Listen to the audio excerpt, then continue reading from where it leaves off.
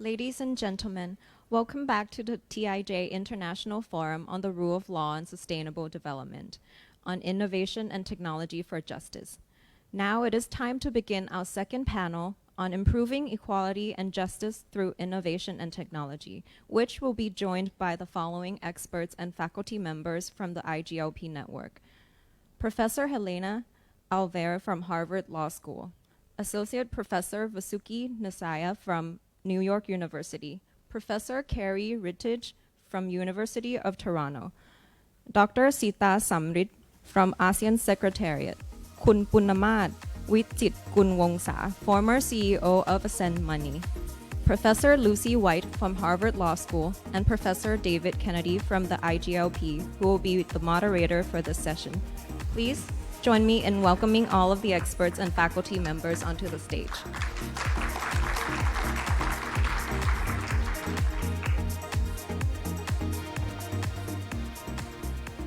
Welcome back. I hope you had an enjoyable lunch, and we can now have two different panel discussions to explore the role of innovation in technology in changing the conditions for policymaking in a variety of different ways. It's the first panel focuses on social justice and inequality issues. The second one more broadly on the questions of technological innovation that have changed as a result of globalization, or the way in which globalization and technology are intertwined in some way that raises interesting policy challenges. We're not going to take a break between the two panels. We'll just move from one rather smoothly into the other. So I was very struck this morning in Professor Jasanoff's talk by her thought that there's a relationship between how law and technology have both the potential to hold things back and move things forward, that you can get disruption from either side, that you can get value change from either side, that somehow technological innovation and legal innovation are both aspects of our current situation, and that we need to think of them in some way together. And this is a panel that's particularly well suited to do exactly that.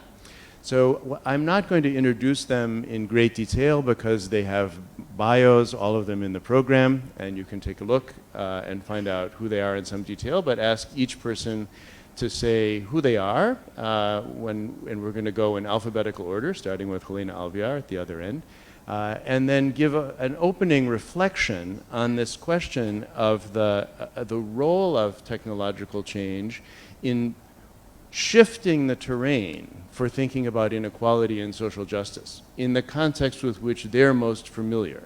And so each person will speak from their own experience about that issue, and then we'll try to get a general conversation going in the time that's left. So Helena, who are you? And speak to us about this question.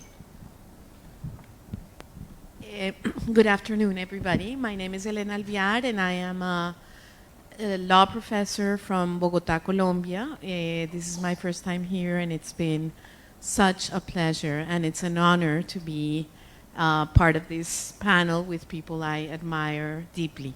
I have been a visiting professor at Harvard as well, and so that's why my title was announced in that way.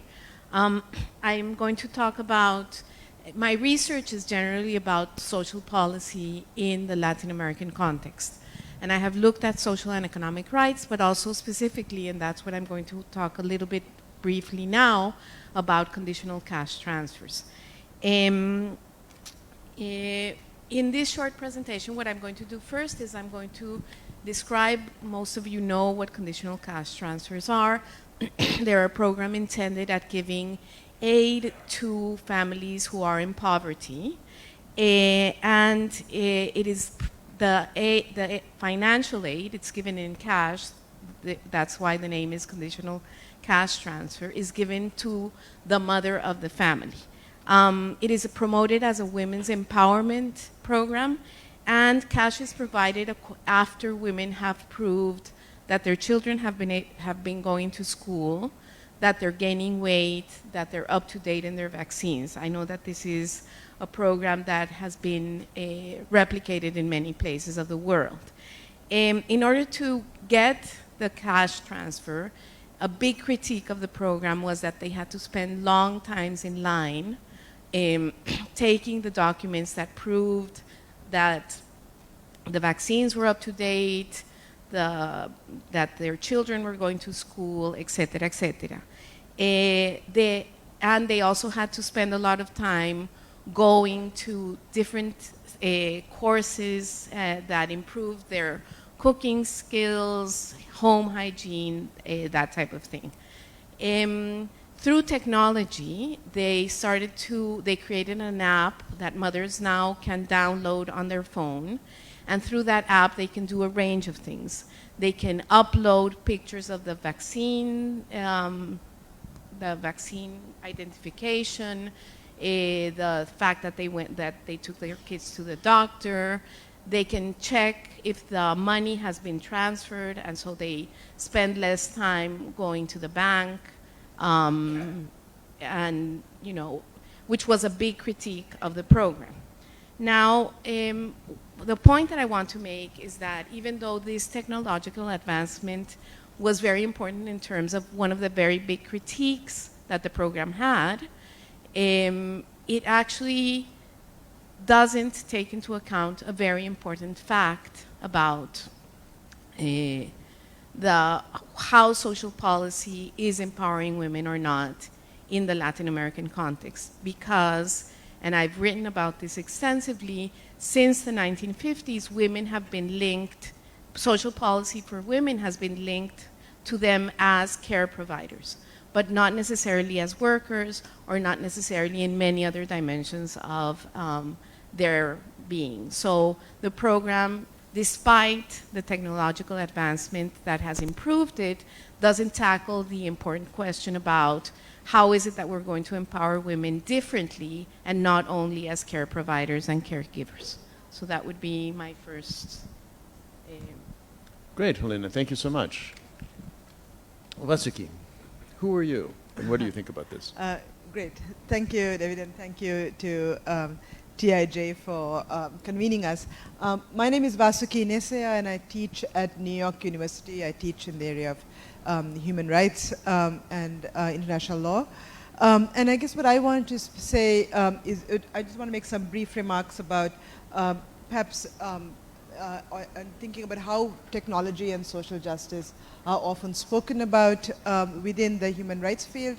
And the example that Helena just described perhaps provides one way in which, one example where about the kinds of discourses that we have around technology. And basically I wanted to say that there are two myths about how we speak about technology and its relationship to social justice.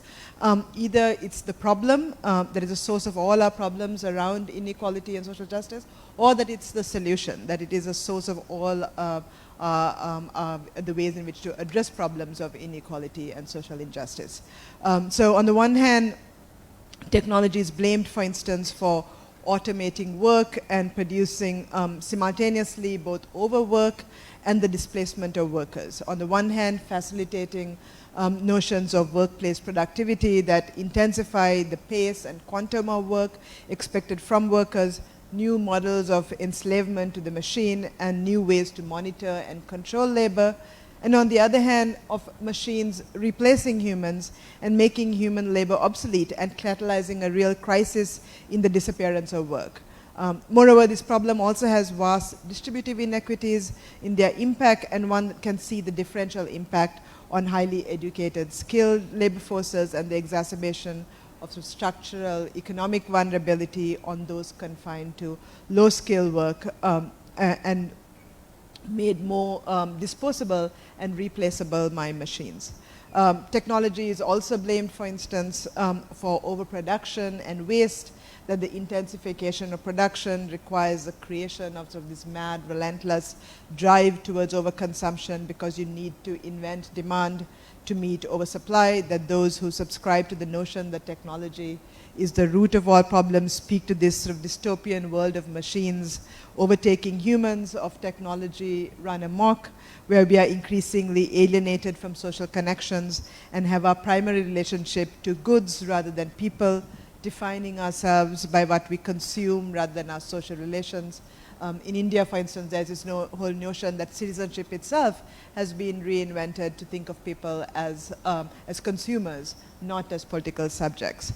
So if you see the world in this way, of technology as a root of all evil, then those interested in social justice have few options. Either it is to retreat from technology, the nostalgic return to local farms and a utopic move back to nature, or just as not an option for the world as a whole, or sabotage from which again has a history from the Luddites to the Bockleys, that there has been a history of equally unsatisfying move of just destroying technology in response.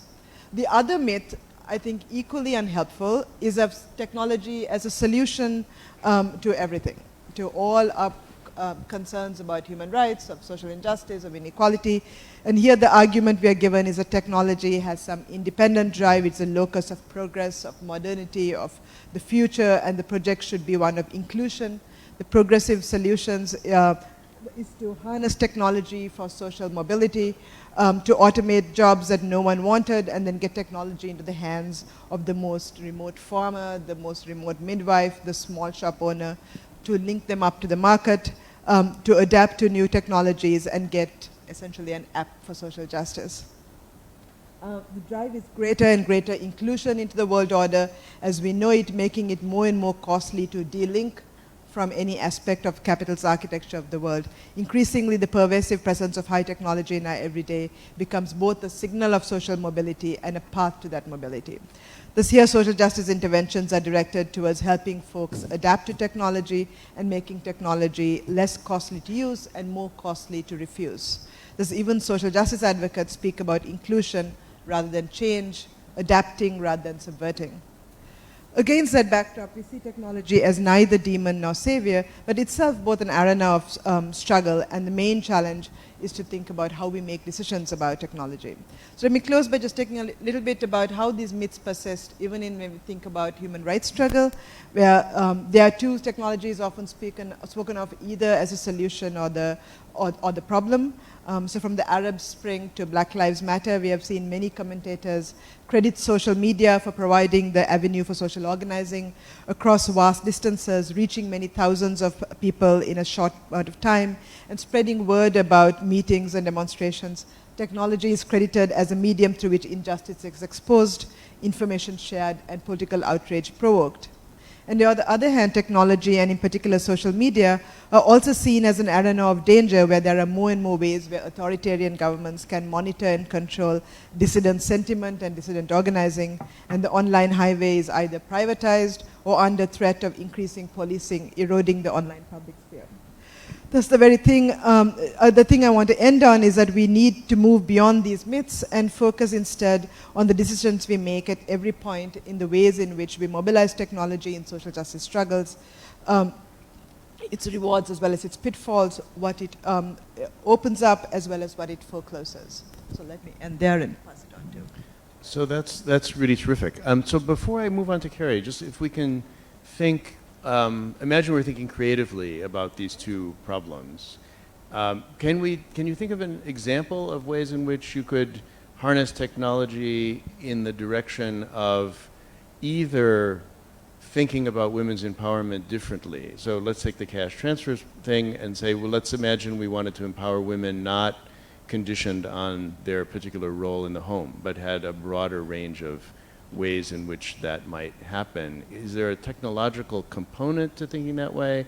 And similarly, is there a technological component to thinking more clearly about the distributional choices that are involved in technological innovation in the social justice context, Vasuki? I mean, is there a way of harnessing technology to make visible the distributional costs, let's say, of a particular social justice initiative so that they could be debated and engaged as a way of getting away from these myths? I'd be interested in coming back to both of you on those points at some point, unless you want to jump in now. But I mean, I think it's very interesting to try to imagine how we could get away from these difficulties and whether there's any technological approach that might help in innovating along those lines. Kerry. Thank you, David, and thanks to all of the fabulous organizers at TIJ for this event. So Kerry, can I interrupt you? So we're all having a little trouble with the mic because it's very difficult to tell, and I noticed I was too. So if we can hear from back there. So these mics only work if they're very close, as if you were a rock star. Do not hesitate to let us know if you cannot hear us. So David has really put the $64,000 question on the table, which is, are there ways in which technology can really aid in solving the problems that it throws up? I'm going to sort of take a step backward in aid of moving forward on this question. I'm Kerry Riddick. I teach at the Faculty of Law, the School of Public Policy and Governance, and the Women and Gender Studies Institute at the University of Toronto. And I have a long history of engagement and research around work and questions of the social dimension of globalization. So I am going to speak largely about the technological revolution in respect of work, but very fortunately for me, Vasuki has just done most of the important groundwork because she's laid out for you the different ways in which the revolution in the world of work in which we are now immersed, it's something that's a fact of life everywhere in the world, is very significantly, although not by any means exclusively driven by technological innovations. I thought I would just put a couple of linked ideas on the table for us to reflect on. The first is that many of these developments are ambiguous at best when it comes to the interests of workers and society at large. And the second idea, here I'm going to reprise a theme that Sheila Jasanoff put on the table and elaborated at some length this morning, which is the idea that we need to think at least as hard about the regulatory and policy framework in which the revolution around work is occurring as we do about the possibilities that these technological innovations themselves enable. And for my own purposes, I find it very useful to just observe that whatever is new, there's lots that's old going on. The technological innovation at work really mirrors previous industrial revolutions in at least one important way. It's shifting in profound ways the pre-existing equilibrium and balance of power between the actors. And at least in the first phase, and I think we're in some instances, it's useful to think of ourselves as in the first phase, it allows tremendous concentrations of power and economic gains typically in the parties that are in control of the innovation. We know from past revolutions, and I think we shouldn't be surprised to find once again in the technological revolution concerning work that there are inevitably losers, and that is, of course, a prime thing that we're keeping our eye on in this panel. What I find fascinating and important about this particular revolution and this particular moment is that one of the complexities is that the winners and the losers can be the same people, just occupying different roles. For example, as consumers, we typically revel in all of the services and goods that technology enables. But as workers, many of us experience or are sharply reminded that we have inadequate income to pay for basic services, goods and services, let alone the new ones that are on offer. And I think this paradox, the fact that we're both winners and losers, and we're winners and losers as the same people, is something that we have to take on board in a very central way. It's going to involve recognizing complexities and even anticipating that they will occur, and insofar as it's possible, trying to ensure that the losers don't bear all the costs. And as in so many problems, this means that we're not going to let the losses lie where they fall in the first instance. Just a word about the possibilities of monitoring and surveillance at work, which is, as everyone knows, a central part of the technological revolution. Remember the figure of the cyborg, the melding of mind and machine that Sheila referenced this morning in her talk. The cyborg is an increasingly apt and I think illuminating description of work, and work at many, many different levels, low-end work but also high-end work. Whatever the story is with respect to legislation, policy, and courts so far, in terms of drawing lines around the permissible extent to which workers can be conscripted into becoming cyborgs, I think it's relatively safe to say that at the present moment, corporations and those who are in charge of organizing work in enterprises operate, for the most part, with relatively unrestrained latitude to do so, by which I mean to reconfigure work and integrate workers into surveillance and tracking mechanisms. And of course, there are very good reasons why firms would be deeply interested in exploiting these possibilities. It maximizes the possible efficiency of workers' time and labor. But once again, it just returns us to some 21st century version of an old problem, which is the battle between labor and capital over the intensification of work and who captures the gains for this whole process.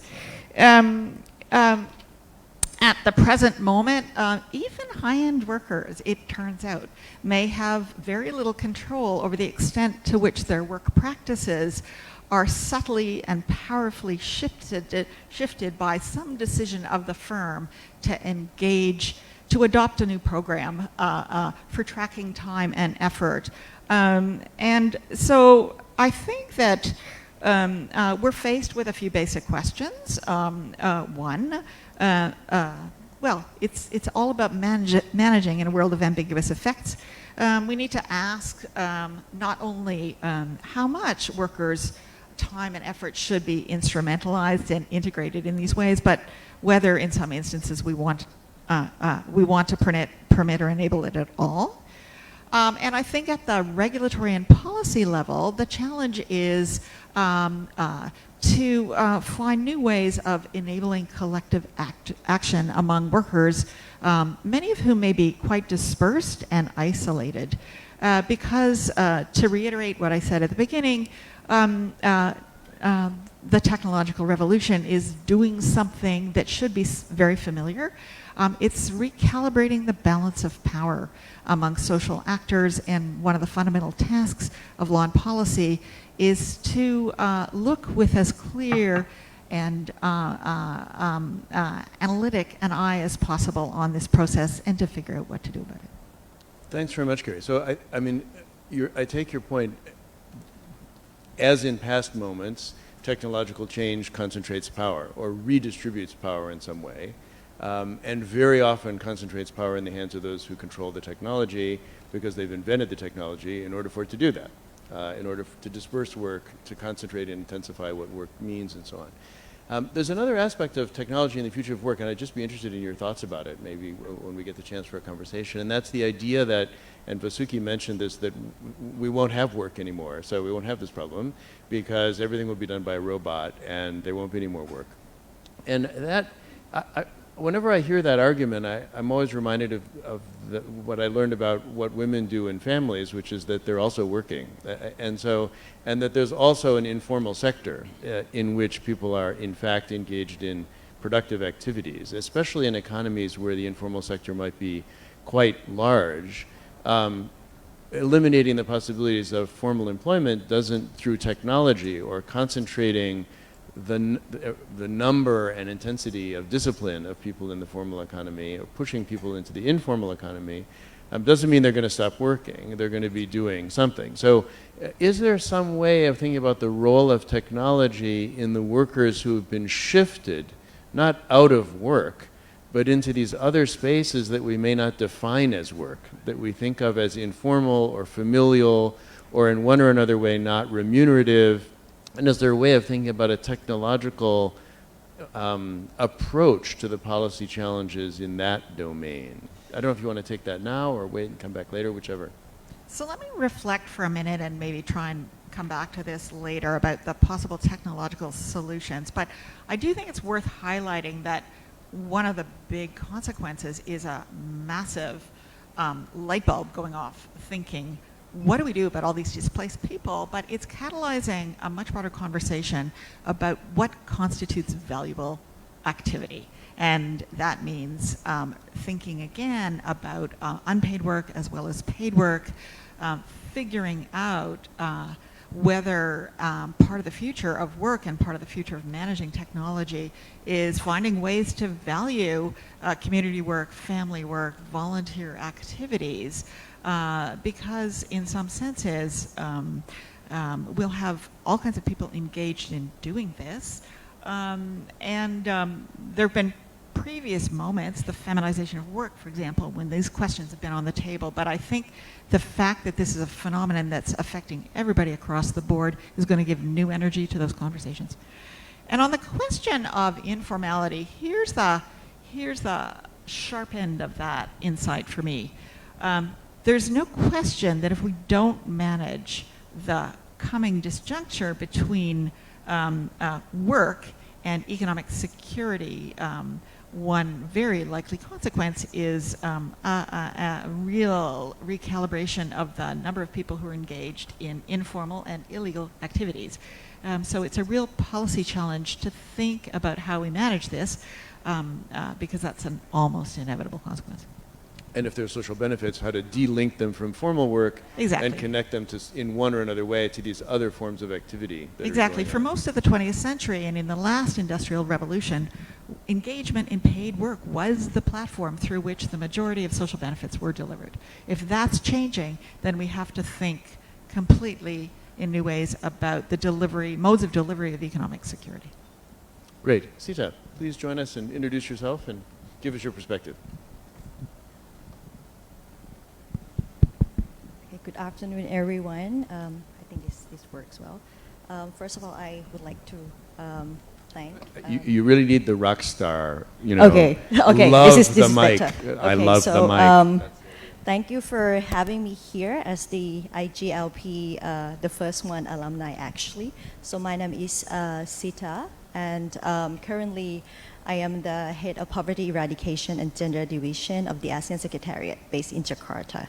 So for this panel discussion, I think I agree with all the speakers. Actually, in my talking points, I would like to first emphasize again that it should not be assumed that technology or innovation is intrinsically good for gender justice or women's economic empowerment.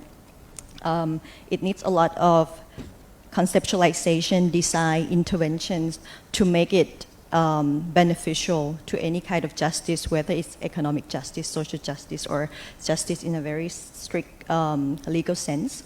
And I think when it comes to the narrative on technology and innovation and women's empowerment, often it is perceived as a very urban agenda, very middle class thing of looking at how gender equality can be achieved, so that we need to be really careful. And I have a lot of statistics from this Southeast Asia region. Like first, I would like to give you a very quick overview on the issue of women's economic empowerment in this region. So there's a research actually by the McKinsey Global Institute that demonstrates that we have actually the Southeast Asian countries, we have higher women in higher number of women in higher education now, but only 30 out of 100 executives in economic leadership are women. So the number of women in higher education is not translated into economic leadership for women. And that if women were to participate at the very equal footing with men in the world of work, then you will add 26% of GDP to this ASEAN region. But that is the numerical evidence on why and how and perhaps how we can promote women's economic empowerment in this region. And for the issue of justice here, I choose to talk about economic and gender justice because when it comes to justice, it's really broad, and I think economic justice it makes a very clear case on digital technology and innovation in this region. So for the ASEAN region, I think the encouraging thing is that we now have the regional action agenda on women's economic empowerment. Action agenda means all countries have to do something about it. And very high on those issues actually are the education, but not just education level, but types of education. So the STEM agenda, science, technology, engineering, mathematics, are the areas where we are hoping that women will transcend the traditional boundary of what women can do in the context of work. Financial inclusion is very high on the agenda, although it's still quite abstract on how it should look like, because I believe that financial inclusion agenda of Singapore will be very different on what does it mean for women in Cambodia, for example. And digital inclusion, which is very much relevant to this panel, is also high on this women's economic agenda of ASEAN. And the last one is legal protection, and it's interesting that they go together, digital inclusion, financial inclusion, and legal protection, which I think many speakers have already spoken on that. But the point that I would like to raise here is that for the women of ASEAN in this country, it's important to understand that we are really diverse, and of course this innovation and technology agenda can be inclusive, but at the same time can also be a very divisive agenda if we don't have the understanding of what we mean by women. There are women who need innovation and technology for the rights at work and all that, but there are also women who need technology and innovation for very basic rights, even the knowledge to how to take care of the babies, for all the responsibilities at home. And also that is one issue, and I think aside from dealing with the legal aspects and the very practical side of technology and innovation, I think the issue of the attitudes on the preconceived notion of women maybe are not so suited to technology, to these innovation areas of work, that's also need to be resolved. But fortunately, due to the development of technology and innovation, there are cases based on research and study that women in this region have for the first time have access to their own bank account using the mobile phone, because in many local communities in some countries in this region, husbands actually control all the access to finance and the access to whatever, even the access to mobile phone or the access to certain types of digital content. And having this technology and innovation can actually enable women to have their own access and control. So this is another point that I would like to raise, that access is one thing, but sometimes you have access but you don't have control on the innovation and technology. And it happens a lot in certain local communities with their own cultural perception and the cultural control of the husband over the wives and all the women in the family. So and I again have a lot of statistics which I could share with you later.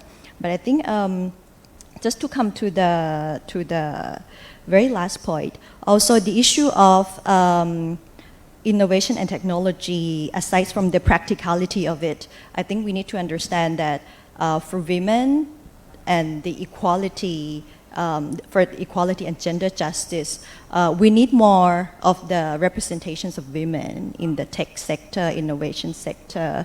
There was a study by ASEAN and USAID on women in digital economy, and then we found that there are not many enabling factors for the startup incubators and accelerators by women, and that women who want to go into this innovation and technology area, they don't have role models, not enough role models, and the support system and this the figures of inspiration for them to look up to. So it creates a certain mental barriers for them to think that these are the urban issue. Second, these are the issue of certain classes of women. Third, these are not the issue of women at all. And I think that's come into, I think to my last point, that we need to look at this issue from different point of view. It's all interconnected, but it's not just about technology. It's never just about the innovation or the legal issues, but it's the whole ecosystem of how gender justice or gender inequality or equality shapes this issue, and how this issue can shape the success of the achievement of gender equality. Thank you. Fascinating. Thank you so much. I mean, I think you raise this really important point that the technological change comes embedded in a whole cultural framework, and it intensifies some cultural images in ways that may actually contribute to problems of inequality and social exclusion. So this is, in a way, a follow-on from Kerry's idea that technology concentrates power. It also reinforces and concentrates cultural ideas, including about what women are and what they do and what their appropriate role is and so on. One of the things I want to come back to all of you on is we think of technology as computers and things like that. Or genes and biology and so on, but there's also policy technology. So modes of governance are also technologies of managing these problems. And each one of the kinds of policy areas that you're thinking about, there's a technology for thinking about that problem, and it's got the same kind of history that Kerry was talking about in the history of work. So, and I'm really struck, Sita, in the way in which the idea of the digital revolution as a change in the mode of governance might also reinforce the kind of cultural images that you're talking about. So, if we go back and take the longer historical view, when there was this idea that mass party democracy through elections was the way to do policy, that brought with it a whole bunch of ideas about who political citizens were, who was entitled to participate, what it meant to engage in politics, what the difference between the region and the nation was, and so forth, and including what the role of women was in political life. And then if you move and you think, well, the new technology is administrative expert governance, that was embedded in cultural ideas about who women are and what inequality is like and so on. And then there was this moment of new governance where that was the new technology. Everybody was going to get into a stakeholder conversation and so forth, and that brought with it certain images of who's a stakeholder and how policy ought to engage with what kinds of constituencies. Each one of those modes had the people who were excluded from it in some sense, the people who were marginalized, which is one of the topics for this panel. And I'm interested if we now think of the digitization of governance as one of the things that's going on, or the technological revolution's impact on the way in which we consider these questions. Could you reflect with me on what that means for the kind of cultural images, Sita, that you're bringing to the table? What is it that we're imagining when we think governance can get better by conducting itself through these new technologies? Who are we missing? Who are we leaving out? And how are we reinforcing or not? Maybe we're helping to improve the access that marginalized groups have to the political and policy process. So that's an issue we can come back to. But Punnamas, maybe you could now give us a sense of your perspective and introduce yourself for us. Sure. Good afternoon. My name is Punnamas. I was the CEO of this company called Ascent Money. Ascent Money is the largest financial technology company in the field of e-payment, electronic payment in Southeast Asia. The company operates in 6 countries, and last year we processed about $9 billion worth of payment. So what it does is that it provides financial access to the underbanked, and the underbanked is defined as those that don't have access, the unbanked don't have access to bank, and the underbanked that may have access to bank, but they're not convenient enough nor they are being served well by banks. The way that the company offer is for digital consumer, it offer mobile applications. And for the unbanked, underbanked, it offer the agent network throughout 6 countries in Southeast Asia. And agents is similar to, you may have heard in Kenya, the M-Pesa, and so on and so forth. So that's my quick background. Obviously, I'm from the private sector. I want to touch on the topic of inequality in aspect of financial inequality, okay? And financial inequality, there are income and wealth inequality. Let me just, for the interest of time, just jump to wealth inequality. And I'll share some key statistics with you to tell you how bad the problem is in terms of wealth inequality. So in statistic in the year 2015, about 3 years ago, the wealth of the top 1% of the top 1% of the world, okay, the top 1% of the world occupy 46% of global wealth, just a little bit over half. So put that in perspective, right? 1%, just imagine for now, I'm the top 1%. Okay, I think in this room there's roughly about 200 people, but just for simplicity's sake, we'll say we have 100 people here. So the top 1%, me, I own about just a little over half of this room. Just a little over half of this room. And the remaining 50% is this half. But if you drill down further, so I'm the 1%, and the next 49%, which is the top 50%, actually owns almost entire this room except that little corner where translators sit. The top 50% of the world own 99.6%, 99.3% of the global wealth. So imagine the 50%, half of you in this room, get squeezed in that little translator room where one person sits. And that's how bad the inequality of wealth is in this world. And as you may know, it's not getting any better. It's increasing. Let's bring to Thailand, right, where we're at today. Thailand now has the most dubious ranking as the top most wealth gap in the world. The top 1%, again, me.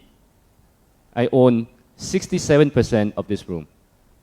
The top 1% owns 67% of this room. So that's obviously very bad, and it's clearly not sustainable. Now, the key is, then, what are we going to do about it, right? There's very well study on correlations of financial inclusions and poverty, right? We talk about inequality, but what about the people down in the poverty level on the extreme poor?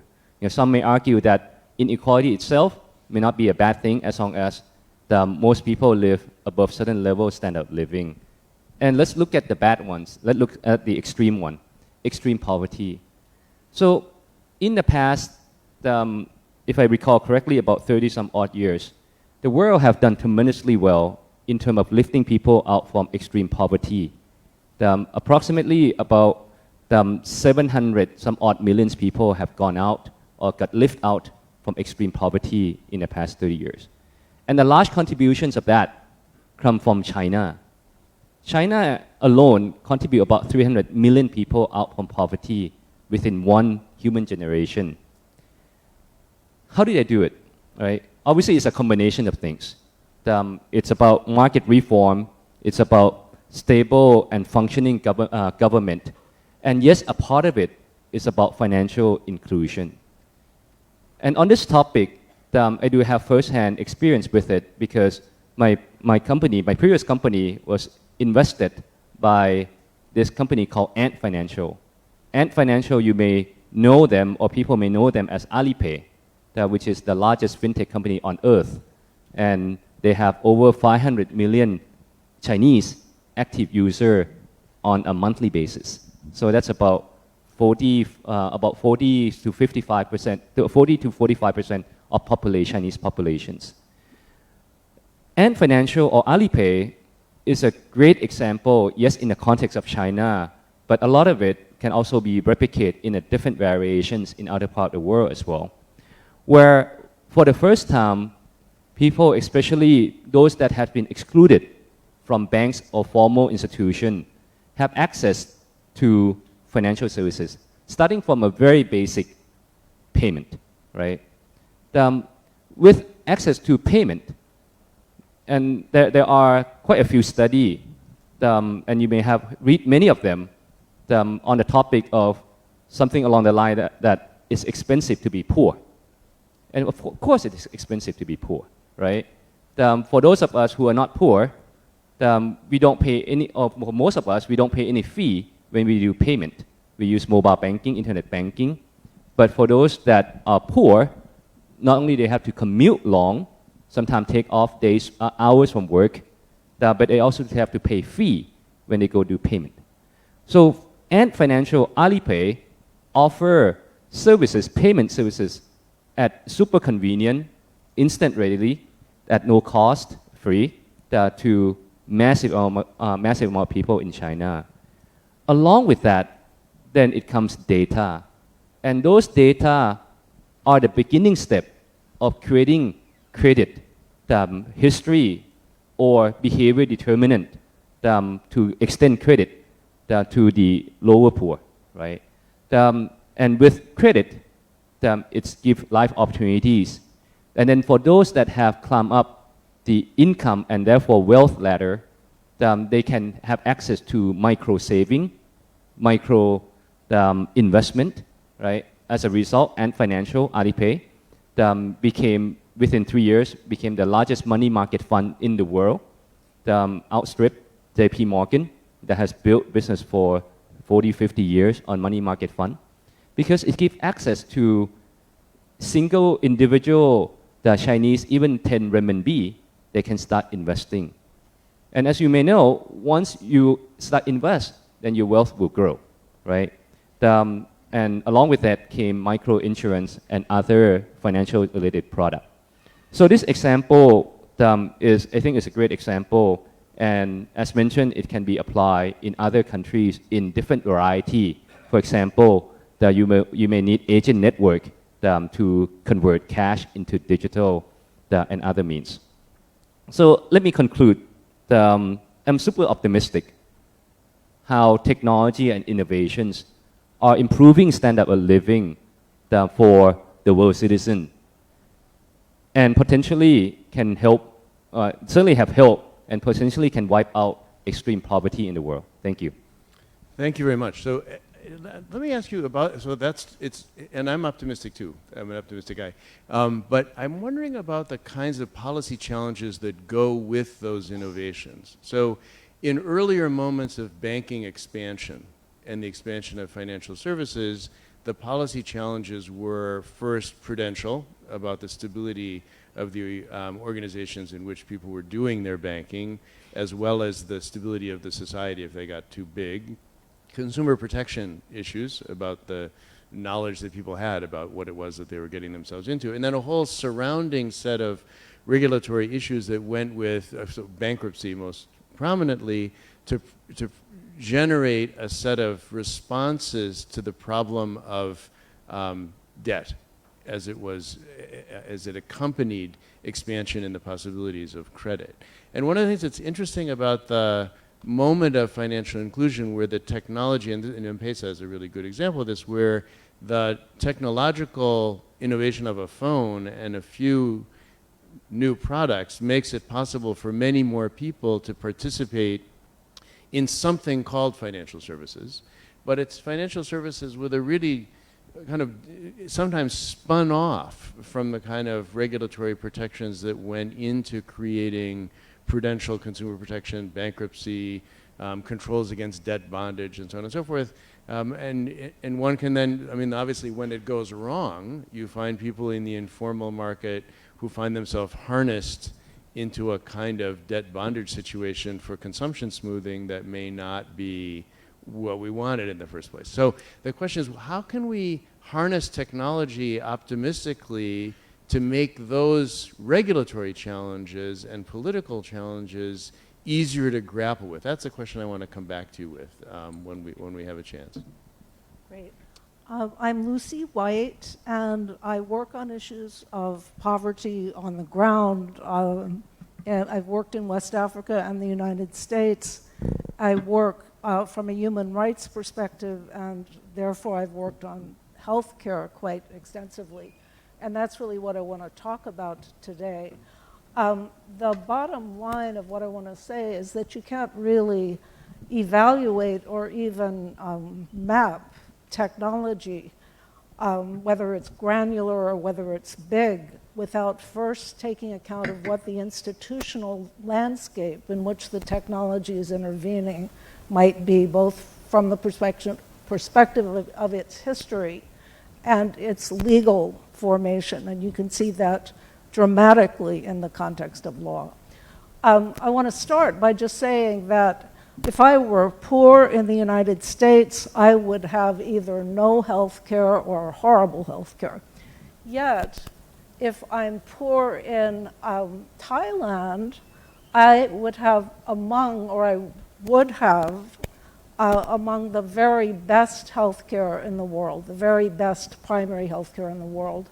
And this was punctuated by an article that just came out a year ago in The Lancet, one of the most high prestige medical journals in the world, which described the Thai healthcare system as one that was extraordinarily innovative and multifaceted in terms of getting good healthcare to people all over the country.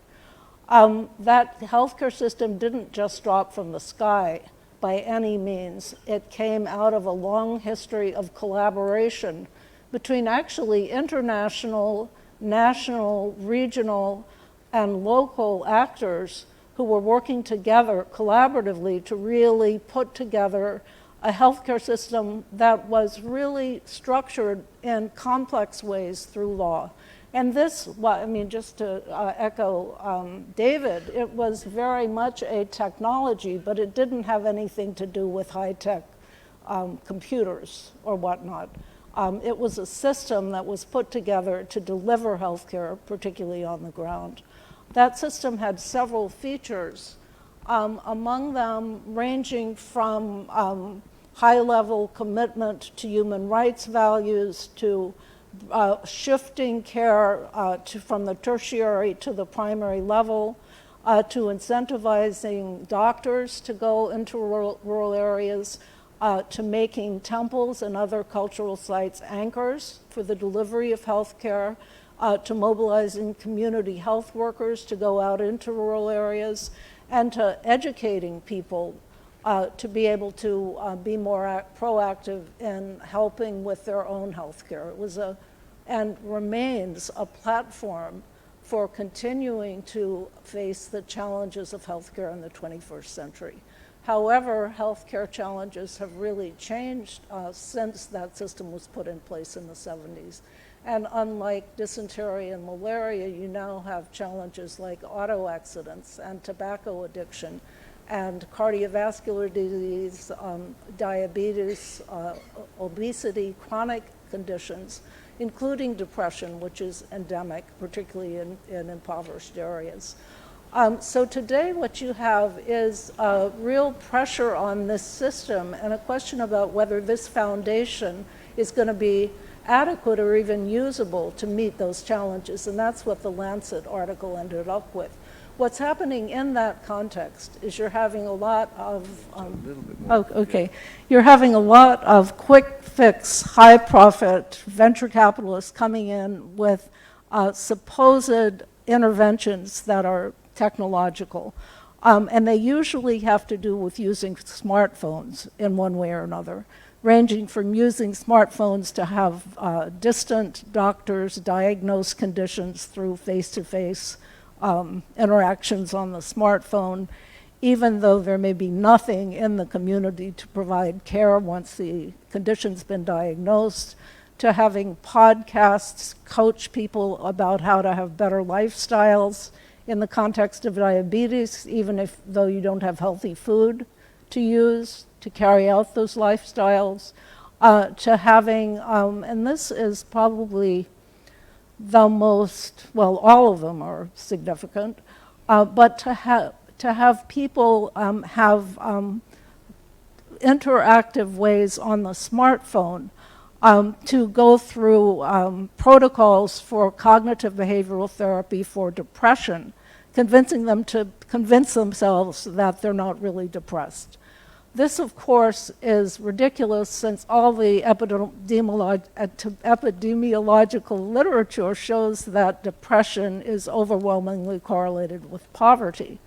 So if you step back and think about what technologies would it take to actually intervene in the epidemic of depression in the 21st century, what you would come up with, stepping back, is a whole reconfiguring the very flow of resources that could get into communities to challenge poverty. Some of those could piggyback on the healthcare system, like you could possibly channel food or cash transfers through health centers. You might be able to provide jobs through health centers, but others would involve more substantial structural and distributional changes. And can you work back and talk about those kinds of changes as technologies for addressing healthcare in the 21st century? The way that networks of community-based activists were, what was the name of the game in the 1970s and 1980s? I think those are the kinds of questions we really have to ask when we think about technology and healthcare, and not giving 30,000 smartphones to people who don't have electricity or don't, in some cases, don't even have smartphones, cell towers to connect their smartphones to. So. Great, thanks very much, Lucie. I mean, there's a kind of paradox in the way we think about smartphones and technology. It came up also in Kerry's presentation about work, which is that we imagine it dispersing power. So I'm going to put a doctor in every village by putting a doctor behind a smartphone, and then you can talk to the doctor directly. So it seems like, or I'm going to disperse work because everybody can now be a driver for Uber, and so you don't need to concentrate work in the factory. There's work all over the place.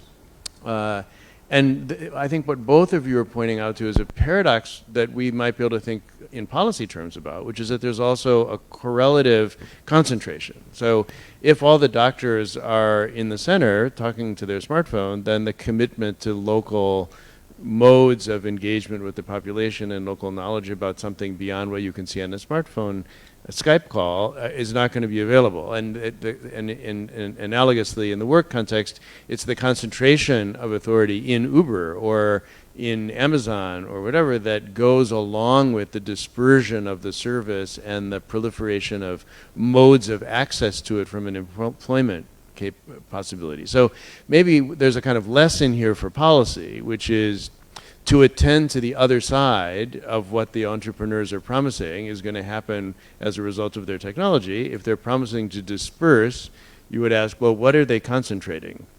And if they're promising to concentrate, you say, well, what are they dispersing and what are they marginalizing and what are they not noticing? So that, and that's a traditional role for policy and for regulation, to try to frame the things that the new mode of delivery or the new mode of work or social organization that's being brought into being by technology has left unsaid. So, and are there other examples in healthcare that strike you along those lines? Just underline that the concentration, what it leads to. You may have turned this off. Oh. Yeah, somehow. I don't know how you did. Okay.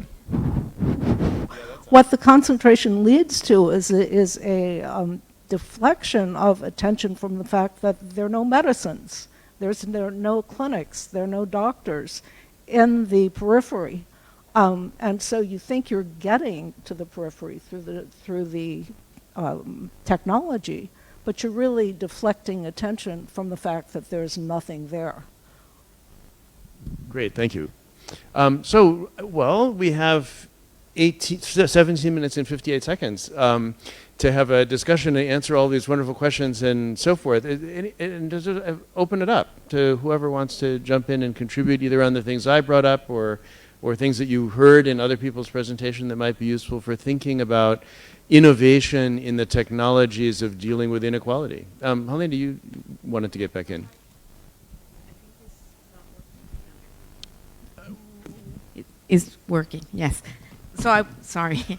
I wanted to respond to the really interesting question you asked about, is there a way one could think that technology actually does help or could help empower women in the household? And there I wanted to say something very specific, which is I actually think it's a great thing every time that they have to do less reproductive work.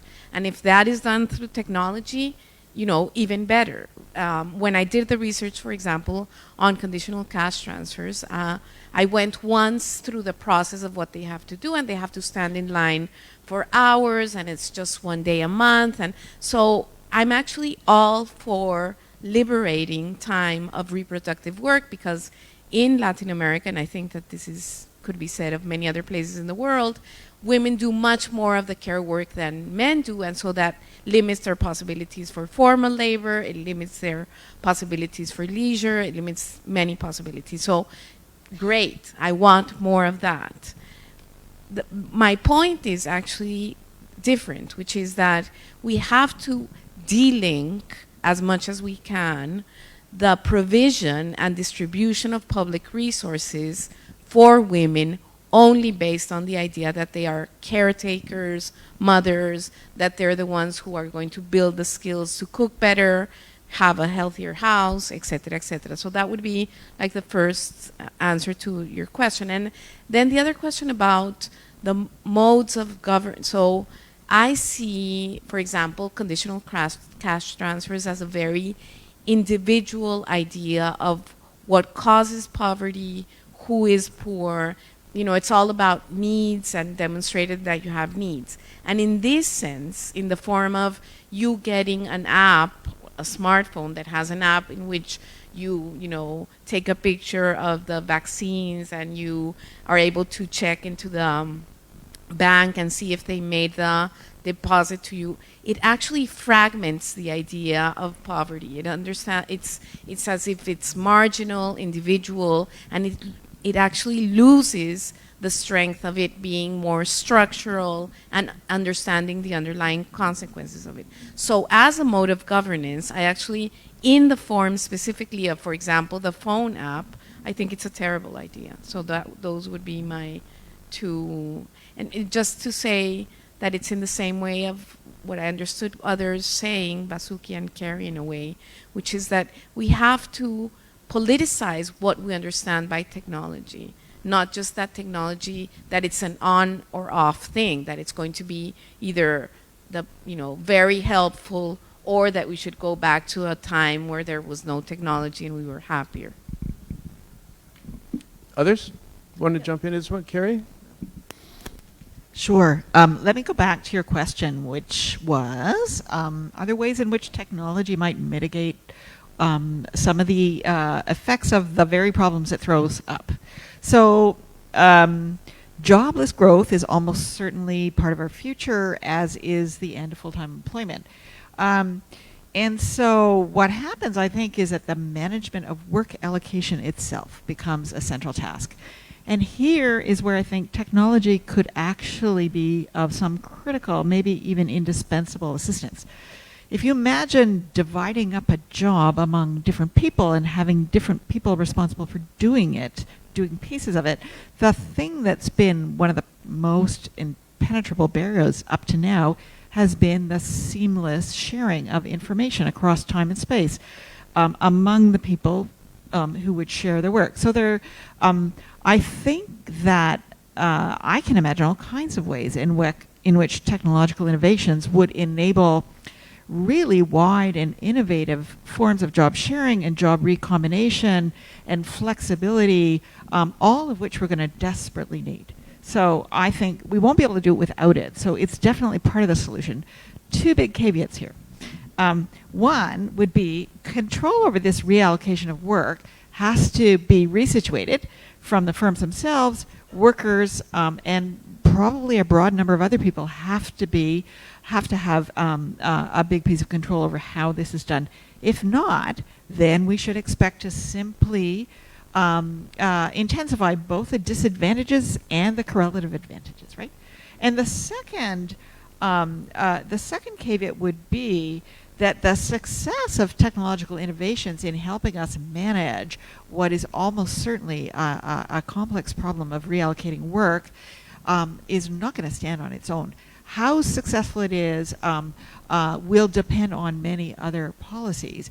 The most obvious one is if you decide that actually you want to split a job and have 2 or 3 different people do it, have you thought about the implications for income security as well? Your technological solution has to be married to a bunch of other things. And can you think about splitting up family work and care work in some way? And I mean, so I'm imagining cash transfers to men for getting vaccines for their children, or I mean, so how would you change the power relations within families, assuming that was a policy objective that was related to women's empowerment? So this is actually a current objective, and it's already embedded in current policies. So one of the main arguments about moving women into the paid workforce is that itself, the access to money, to financial and employment opportunities that the market provides to women will itself engender a reallocation of work inside of families. Now, it turns out that that internal allocation of work is pretty sticky. This suggests at minimum that social, cultural, gender norms about who does what matter as much in respect of unpaid work as they do to paid work. So it's a caution about the limits of economic incentives in catalyzing changes in social and individual behavior, I would suggest. Anyone else want to jump in? Lucie, do you want to? Horrible thought. I actually have something serious to say, but you could put monitors on men so they were, they got shocks. Wait, can I have my mic back? I'm sorry. They got shocked if they didn't do their proper amount of work, use behavioral incentives. But what I actually wanted to say, kind of building on what you said about legal ways that law is configured is itself a technology. I thought that really triggered something. And I'm thinking in the healthcare context, and maybe it's relevant to work as well, if you go back to what worked in the earlier era, it had a lot to do with communication and complex communication that took place in different concentric circles, going from the global all the way to the local.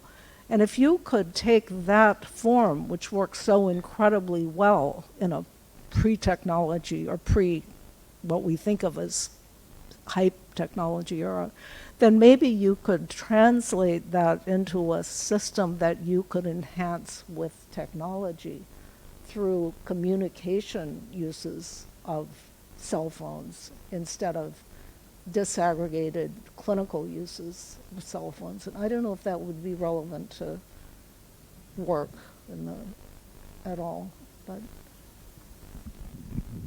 Great, thanks. So the other three, Sita, Punnamas, Vasuki? Yeah. Sita, let's take Sita and then I'll come to you, Vasuki. Oh, sure. Oh, you have the mic, so go ahead. Okay. Yeah. And maybe when we take the break between panels, our technological friends could help us get some of these mics that have died back into live action. Vasuki. Yeah. Well, just a couple of things. I mean, one is that I think the caution perhaps that everyone has raised about the notion that the main challenge with technology is inclusion. That in fact, just to underscore that in fact inclusion needs to be unpacked, and that to have that it's often uneven inclusion in terms of the ways in which people are included, so that people who are most structurally vulnerable are included primarily as consumers in a very particular kind of mode. So even whether it's in health or whether it's in cash transfers or whether it's in banking, they can be included in ways that actually can exacerbate their vulnerability rather than ones that allow them to sort of change the frame or the context in which they which they're able to have social mobility. And I'm thinking particularly in terms of thinking about financial inclusion, there's been a lot of work in Sri Lanka and elsewhere about the ways in which, again, smartphones have been mobilized for issues like microcredit and banking and so on as a way to allow women access to credit, but in ways that have actually deepened and deepened their debt, because there's a very narrow pathway, a very through which they can actually then use technology, in particular, use technology rather than shape it. So I think that the notion, sort of an older development notion about uneven growth needs to be included even in terms of how we think about technology and inclusion. Sita, did you have some further reflections before we need to end? Yes, just a very quick reflection and also the inputs of the discussion on this. Actually, for ASEAN, this year we are trying to push for the issue of unpaid care work.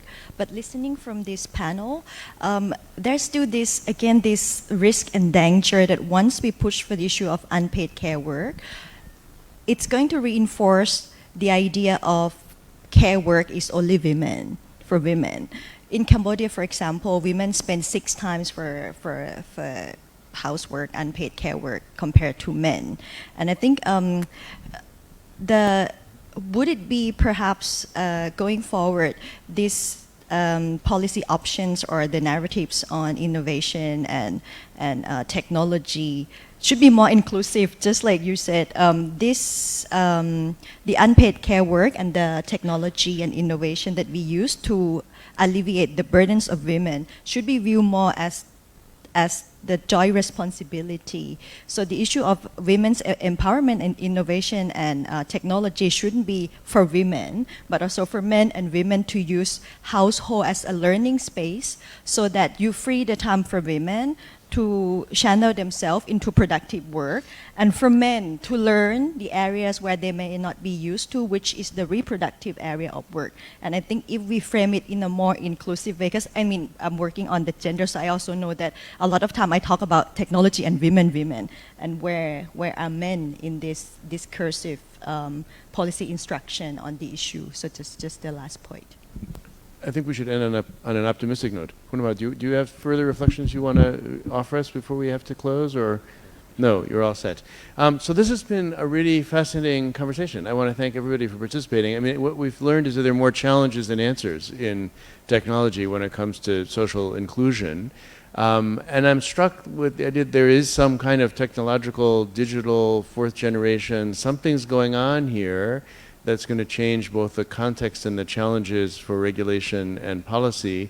If you're concerned about inequality, the ground is shifting of where inequality is, and also the tools for addressing it are changing. Some of that in an optimistic direction, and some of that in a way that's going to require real creativity. Let me thank all of the panelists and ask you to step down and bring our second panel up here without taking a break, and we'll continue the conversation in a global frame.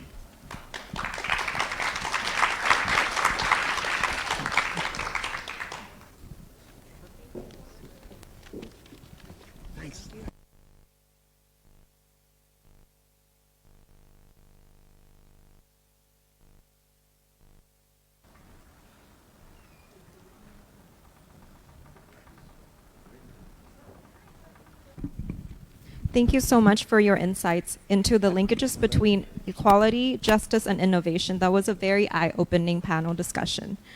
As David said, we will not take a 15-minute break. Please note that there are light refreshments waiting for you outside. You may step out to grab them. And the third session will now begin. For those of you who have just come here, we have provided you with the evaluation form inside of your program of events, and it would be much appreciated if you could fill it out and return it at the registration table. You will receive a gift from TIJ once you return them. รบกวนทุกท่านช่วยกรอกแบบสอบถามด้วยนะคะแล้วก็นำไปส่งคืนที่โต๊ะลงทะเบียนค่ะแล้วก็เอาแลกกับของจาก TIJ ได้นะคะ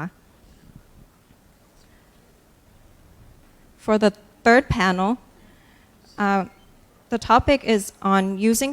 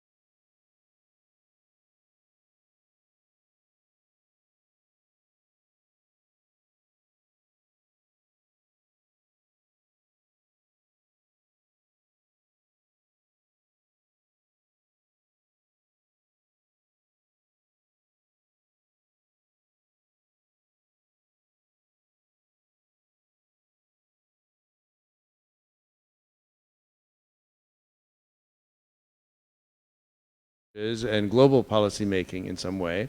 And the way in which the globalization of economic life has also led to a variety of different interdependencies and connections and links, both economically, culturally, and politically, that were not part of the story in earlier moments of economic and political activity, and the way in which the dependence on cyber and the engagement with these new technologies has created some vulnerabilities that go with globalization.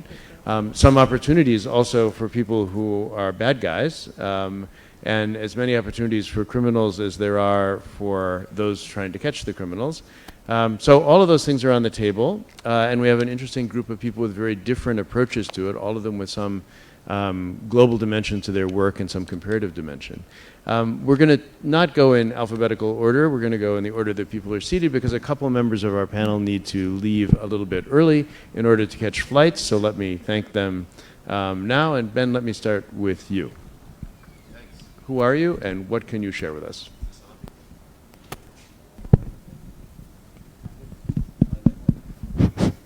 Is this one? Okay, yes. Thanks, David, and thanks to TIJ for having me here and for sponsoring this week.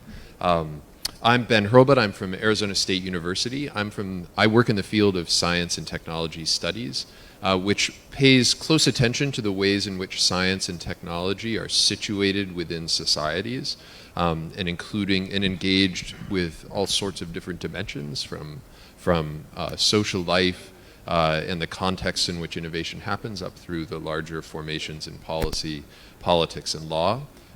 We heard a lot about that sort of perspective from Sheila Jasanoff this morning. And so it's with that sort of approach that I want to make my comments in a frame that's a bit larger than the ways of talking about technology that we often encounter, which are in terms of its sort of uses and effects. And I want to instead follow Sheila Jasanoff's lead from earlier today, and think about a more complex picture in which we recognize that law shapes technology just as technology shapes law, and it's those complex interactions that we need to pay attention to. And I want to ask, since this is thematized around rule of law, I want to invite us to think about technology in the same sort of lens. That is, in terms of rulership. So law structures our lives in all sorts of different ways, but so too does technology. And yet we may not ask the same sorts of questions of technology that we ask of political and legal orders.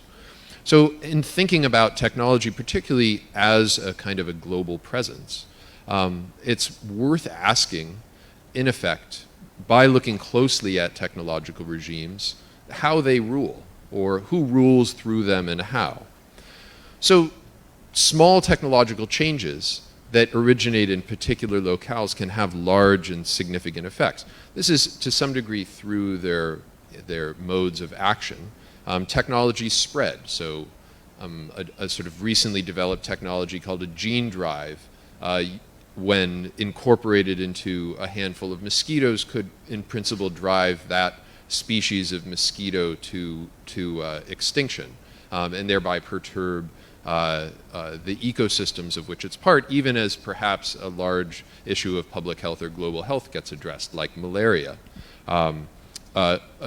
A technology or a system like Uber can build a platform and then plunk it down in any kind of market in which systems of local transportation are of course culturally and economically different, and yet may seek to be disrupted by a company like Uber in similar sorts of ways, and so on and so forth.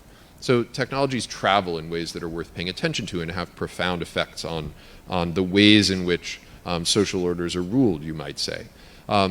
Ditto for the ways in which commitments to one particular technology can have knock-on effects. Sheila talked this morning about the question of the patenting of the microbe that led sort of linearly to the patenting of the mouse, and also likewise led linearly to the potential patenting of the man. And the way in which a court confronting the question of whether to authorize the patenting of the mouse was also at the same time recognized that it was confronting the question of patenting the man. In addition, that court recognized that it was confronting the question of separation of powers, of the question of its own authority, and whether it should be rendering a decision by a kind of logic internal to law that would have kind of profound effects on rulership, not so much through the action of law, but through the action of the technology that law would authorize, where something quite problematic maybe was brought into the range of possibilities. And those sorts of ramifications seem to me to be worth paying attention to, since in the frame of attention to rule of law, there's of course attention to the question of what is and what makes for a good and a just society, where presumably or hopefully the commitment to rule of law is also a commitment to robust ways of asking that question. So the main question I want to ask is, how do we ask this question of technology? And in particular, where and by whom? How does that question get asked when technologies travel, when the kinds of questions that are asked in the moments of design may be in a very different sort of cultural and political and legal context, and yet the decisions that are taken in those moments are globalizable through pathways of the movement of the technologies that carry the norms with them. So I want to point to sort of three axes that are worth paying attention to. So the first axis is spatial, so from here to there, and the ways in which technological regimes can bring with them modes of rulership that are worth paying attention to. For example, by simple processes like standardization. You want to build one system for everywhere, not many systems for different locales. You want to build a system that's scalable, that can scale up and be globalizable, and therefore thereby sort of universalize itself. It's notable how sometimes we talk about transformations in norms that are just, assumptions that particular sorts of technological regimes will be globalized, and that we're sort of stuck with them. So for example, privacy is dead. That was uttered in a room that I was in yesterday. Privacy is dead, and that's a sort of a social fact because of transformations in technological regimes. Or such and such technology is inevitable. We better get used to the idea that we're going to have genetically engineered people because it's just going to happen, and the role of law is to mitigate that, not to make judgments about it. The notion of being unbanked or underbanked I thought was actually quite an interesting notion, that there is a sense in which one is not visible as a person in a global order unless one is banked in the data collection regimes of social media, or perhaps in a near future banked in the mechanisms of health data collection that makes one visible as a patient citizen. Those are jurisdictional issues as much as they are questions of the modalities of spread. So who gets to say what sort of law is appropriate, what ways of thinking about and enacting public benefit is appropriate in a given locale, given that actors in one domain can have an outsized effect through through the forms of innovation that they engage in other domains. The other dimension that I want to point to just very quickly is the temporal dimension. And this idea that Sheila pointed to as well this morning, that given the novelty of technology, there's a sort of presumption of the obsolescence of law. And therefore, the technology demands reaction instead of maybe the other way around. That is important because it shapes not just effects, but it shapes agendas. It shapes the ways in which we may go about thinking about what needs to be done in relation to technological change. And in particular, the ways in which we may reshape other sorts of social and legal and normative orders in anticipation of technological change. So just for example, Thailand 4.0, which, it's worth noting that here's an idea of national development that's using the metaphor of software development. The idea of a Thailand 4.0 has built into it an idea that, well, given a set of, that the future looks like this, we need to arrange circumstances in the present in order to bring that future about here so that we don't get left behind. There's a kind of agenda setting that technology is playing even before it exists, and in the name of bringing it about. So attending to these sort of spatial and temporal dimensions also then invites us to think about the ways in which questions, the institutional spaces in which these kinds of questions can get asked, in ways that are more robust than simply thinking about particular risks associated with particular technologies or the particular kinds of impacts, particular uses, beneficial or not, that might come with them, or the ways in which some good people might use them versus some bad people might use them. Those are all downstream of the projects of innovation themselves, and yet those are also projects of rulership, I want to argue. And so the last thing I want to say is that one of the things I think we've done here over this week is to seek to engage in a little bit of that innovation by seeding a set of questions that are unconventional questions, in particular about science and technology amongst a variety of other domains in law and policy. And that is a worthy exercise and one that needs to be continued if there are to be forms of institutional innovation and innovation in the policy technologies that are capable of responding to these quite important political and moral challenges. Ben, thank you so much. Osama. Thanks a lot. David, my name is Osama Siddique. I, amongst other things, I'm interested in the sociology of law and the linkage between political, economic, and social disempowerment and legal disempowerment. Ben has raised a whole set of very interesting, larger questions to think about. I'll perhaps focus a little bit on some case studies in terms of recent experiences. And this is connected also to what was being discussed in the previous panel about technology and the recalibration of power, and also concentration of power and who controls what. And what I'm particularly intrigued about is something which is increasingly discussed now and has been spoken about, which is the social media and its nexus with democracy and democratic continuity, especially in more comparatively nascent circumstances. I mean, one could argue that South Asia has had the democratic experience for over 70 years, so it's not really nascent, but still there are challenges. And in this particular domain, what is of increasing interest is how much of the political contestation actually is now taking place in social media and what's its impact, especially on the urban voter. And I think this is something for which we need more empiricism. But it seems that there is an outsized impact which some of the debates on Twitter and Facebook and other social media may be taking place on governments which are still finding their feet. A case in point is the recent Pakistani government post the election, where actual cabinet changes have taken place or policy decisions have been overturned the next day as the government is finding its feet because something has gone viral by way of criticism. Now, that is quite fascinating, and that also sort of puts into question the role of conventional political debate on the floor of the House, conventional media, conventional modes of communication.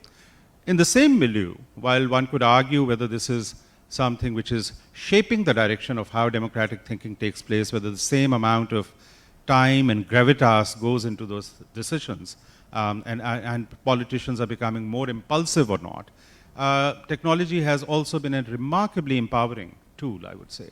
I think, the Arab Spring is something which is still up for scrutiny, but from personal experience with sort of autocratic regimes in the region, a lot of the political mobilization has taken place through social media in recent years. And talking to earlier stalwarts of democracy and people who rose against authoritarian power, part of the problem was also the information asymmetry and the fact that if you were picked up by the authorities and put away in jail, you would probably not even know for 3 to 4 days, whereas now people are being telecast live as they're being arrested.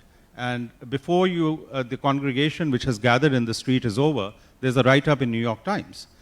So that real-time sort of contestation is important. But connecting it to what's of focus here, which is criminality, I think the other really important dimension, apart from the traditional sort of trolling and sort of harassment and intimidation and the response in terms of cybercrime law, another interesting thing is incitement to hate speech, which has taken on an even more vitriolic sort of avatar. An example being Pakistan has this unfortunate blasphemy law, which is often in the news, and recently an accused who had been in the system for a very long time was rightly and correctly, but very belatedly acquitted by the Supreme Court. But such is the pressure of certain extreme clerical cleric groups or religious groups that they essentially held the government hostage by having these street demonstrations. But what's really interesting is how savvy these mullahs are in terms of using the technology. One would tend to think, so when we say who controls technology has power, one would think that it's really Google or Twitter. No, it's also who is slick enough to do it, who has the manpower to actually be able to use this technology. And it's amazing that there's this three-way war going on in social media. So there are these extreme elements, jihadi elements, who are talking about this woman facing the death penalty, otherwise there'll be ramifications. There's open incitement to rebellion, there's hate speech. There is the rest of the people who are opposed to these ideas, who are constantly reporting them to the government, but also reporting them to Twitter and Google for the suspension of their accounts, which in itself is a process which is up for debate. And you know, this is also not a process you want to become too Orwellian, because otherwise it has very clear sort of freezing of free speech or chilling free speech ramifications. Then there is the government, which is actually clamping down on some activists who are talking about a whole set of different issues, also petitioning or writing to Twitter and Google to suspend those accounts. And some of these people go into hiding, some of them are picked up by the deep state. So there is a very robust cause or a case that there has to be free and open speech on social media, but at the same time, you know, obviously selective use of it by all kinds of elements is also creating these huge policy and regulatory challenges. How do you regulate the social media? Almost all the reactions in most of the countries who are confronting this problem by way of government sort of legislation are highly problematic, because what is quite on display in this legislation is the desire not just to sort of curb this open incitement to violence kind of issues, but also to curb you know, very much required political criticism and debate and dissent. And so I think that the terrain is incredibly confused right now in terms of what to do. And the coalition amongst the civil society partners in order to try and promote speech is also befuddled by how do you make distinctions between, I mean, the law does provide obviously some guidance in terms of what is hate speech and what is legitimate speech, but I think the lines can be blurred at times, and lines can be especially blurred when the regulator in chief, which is the government itself, wants those lines to be blurred. And that is often sort of manifesting itself in very selective regulation. So I think there are very interesting challenges for a lot of these democracies in terms of how they're going to sort of look upon this kind of discourse, tolerate it, learn from it, and allow it to continue. I guess there is also a conventional criticism, you know, one has to see how much legitimacy there is to it, that social media discourse, while it has been empowering and has all those positives, has also caused a bit of a dumbing down of the level of debate. And I think that also needs to be further explored, whether the nuance and the various manifestations of complex policy questions actually get blown out of the water simply because now there's this populist demand for things to be simpler, things to be very black and white, things to be decided very quickly. So that there's very little patience now for the kind of rigor which you may sometimes require for things which require greater calibration. But criminality in this stage of social media, which is still expanding, which is not completely regulated, and mind you, the hate speech invocation can be across the border. So it can be somebody sitting in a completely different jurisdiction. You could get the account frozen, but then it's also so easy to make a new account that you can close one and there are 20 the next day. So this hydra-headed problem is something which I don't think is being coped with very effectively so far. Great, Osama. Thank you so very much. I mean, there's a kind of globalization dimension to this too that shifts who it is that participates in those answering those questions. So I'm struck in the hate speech example by the actor that's outside the Pakistani context, right? So that's the Facebook or the Twitter or wherever they are. And there's a really interesting disclosure in the United States a few weeks ago of the protocols that Facebook uses to determine what is provocative or hate speech in a variety of different contexts. And of course, they approach it as a corporation would approach it, as a risk management problem in relationship to their own constituencies and that are most important to them, mainly constituencies that are shareholder related or that relate to the places where they face regulation, a different set of constituencies than those, let's say, in Pakistan, where the problem might be taking place. But of course, they then needed to hire several thousand people in order to look in all these various different languages and assess all the Facebook posts. Well, they had to give them guidelines. They had to develop little slides that would say what's hate speech and what's not. And they needed to be pretty on-off. They needed to really simplify complicated judgments the way any corporate training program would in order to bring thousands of people operating in call centers in a variety of places into this new function as censors. And so I raise all that because of the question of where power is located globally, but also that it's not only the base that's thinking in on-off terms. Regulating these things and dealing with them at warp speed on a global context also means that Facebook is developing protocols that have a kind of on-off quality as well, and that may have nothing to do with the kind of nuanced judgment that we sometimes imagine goes on in the policy process. So there's an interesting dispersion of on-offness as well as authority over those questions. Absolutely, and I think there are real-time compulsions which are causing decisions to be made and unmade on a regular basis. One very last interesting manifestation of this is how Google, Facebook, Twitter leadership is actually going to different countries and meeting the political leadership in terms of local sensitivities, which is in some ways understandable and even desirable, in some ways highly problematic. Right. Dennis. Right. My name is Dennis Davis. I'm a judge in South Africa, and for the purposes, I think, of this conversation, I'm the chair of the South African National Tax Commission, which has been looking at a whole range of issues with regard to an appropriate tax policy for a country of my size.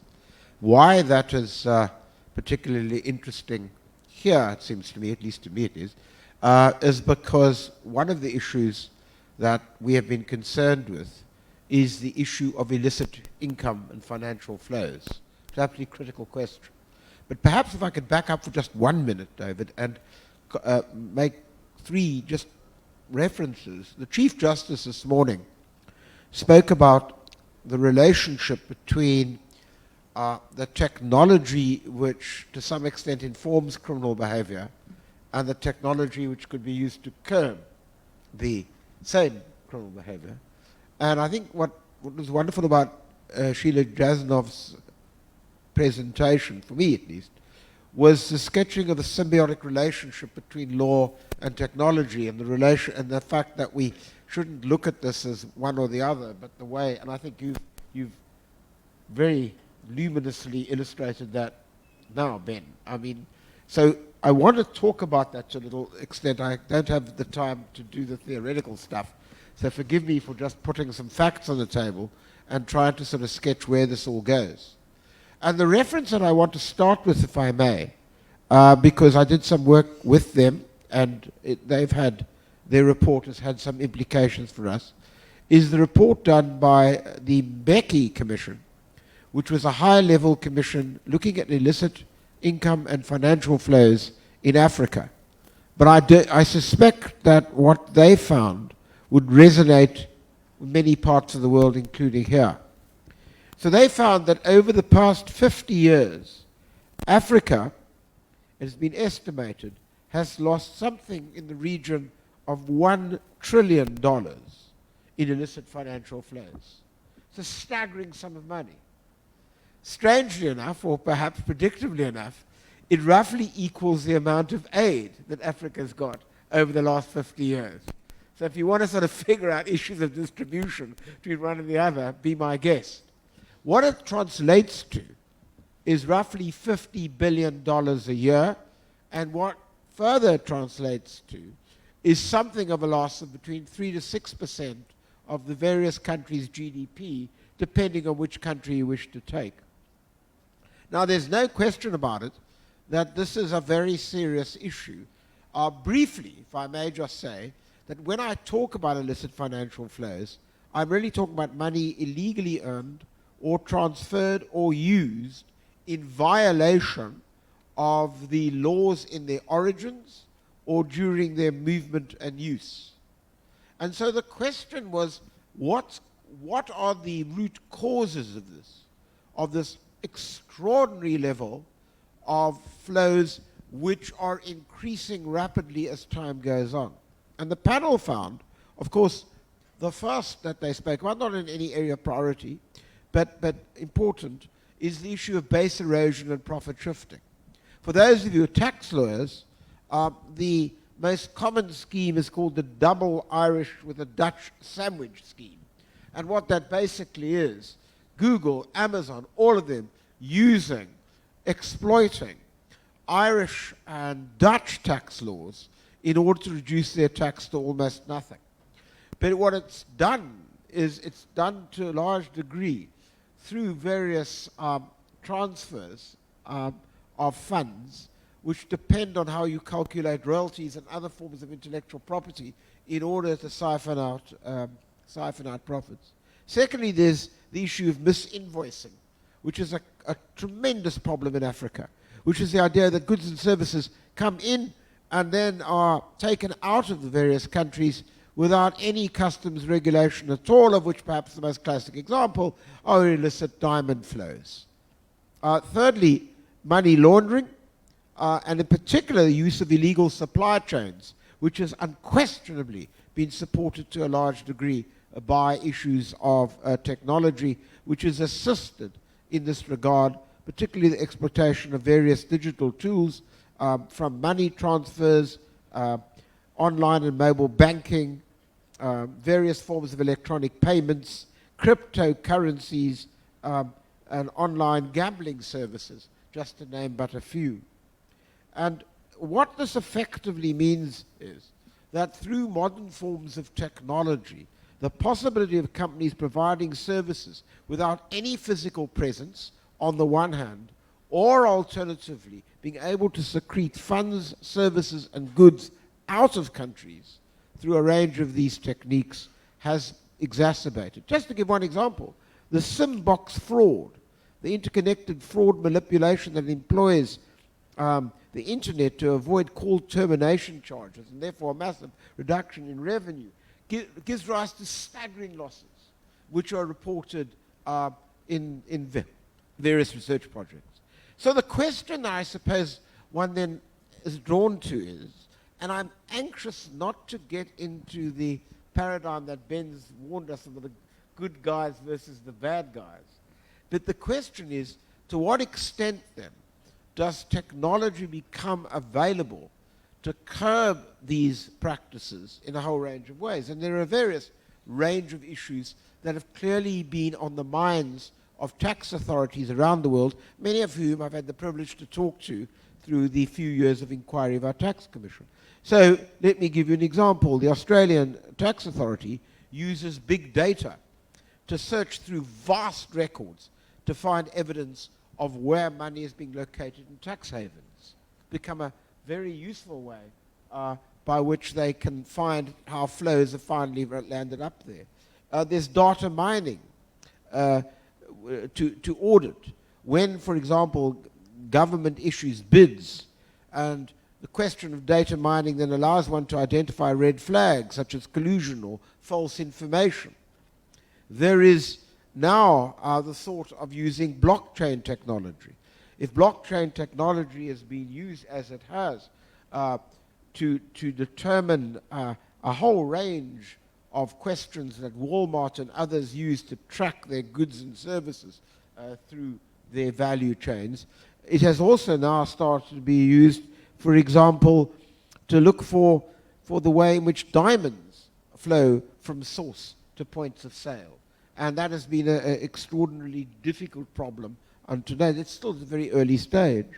And so what I'm suggesting here is that there are a range of possible technological developments that have to be employed by tax authorities. But there are 2 or 3 observations I'd like to make, if I may, by way of conclusion, because all I can do is just give you a very short map in the time available to me. The first is that in the global world, this requires intergovernmental cooperation.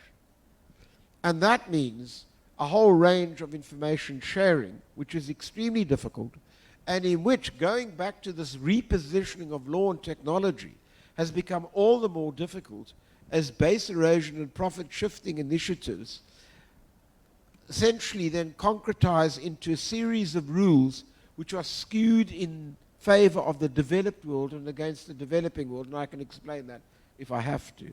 That's number one. Number two is the ability of tax authorities in developing countries to access this kind of technology by which to essentially employ a range of technological initiatives to deal with these illicit flows. And then finally, if I may just say, since time is running out, I think it's terribly important to understand that technology isn't the panacea here.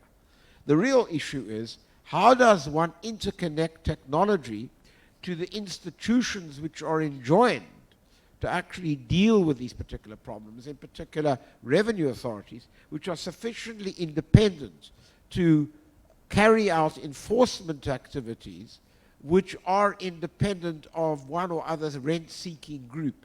So it does seem to me that when you start to look in summary at illicit financial flows, here is an issue where the rubber hits the road. Here is an issue where all around the world the question arises as to how the institutions which are enjoined to enforce law are able, once they're independent, to use a range of technological instruments previously inaccessible to be able to deal with what is a profound problem. When you think about it, if you can curb 50 billion flow each and every year, the amount of resources that's then available to developing countries for a whole range of issues that were spoken about in the previous panel really makes one think that this is perhaps one of the critical issues which face countries today. Thanks very much, Dennis. If we do have time, I want to get back to you on the unequal rules question that you raised. Yes. Whether there's a global regulatory framework that is part of how emerging market, middle-sized, middle-income countries find themselves disempowered relatively in dealing with that kind of difficulty. But first, Panachit, please. Hello. Hello. Okay, can you hear? Is it okay? Maybe you can, is your mic working? Oh, sorry. Hello. Hi.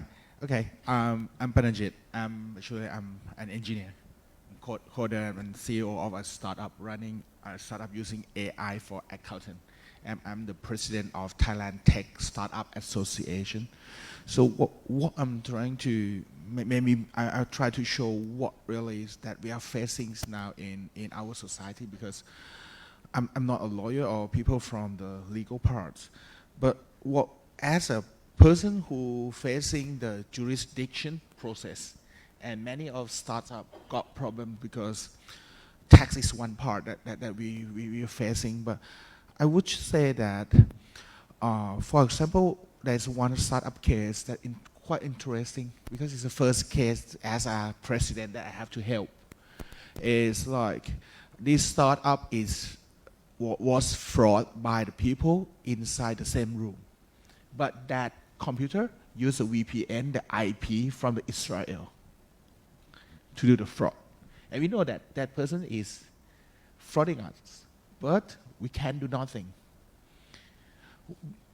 When we start to say, okay, we see, although I saw you are doing that, we try to ask police, what should we do? The police said, okay, you have to go back and write down in the paper the story.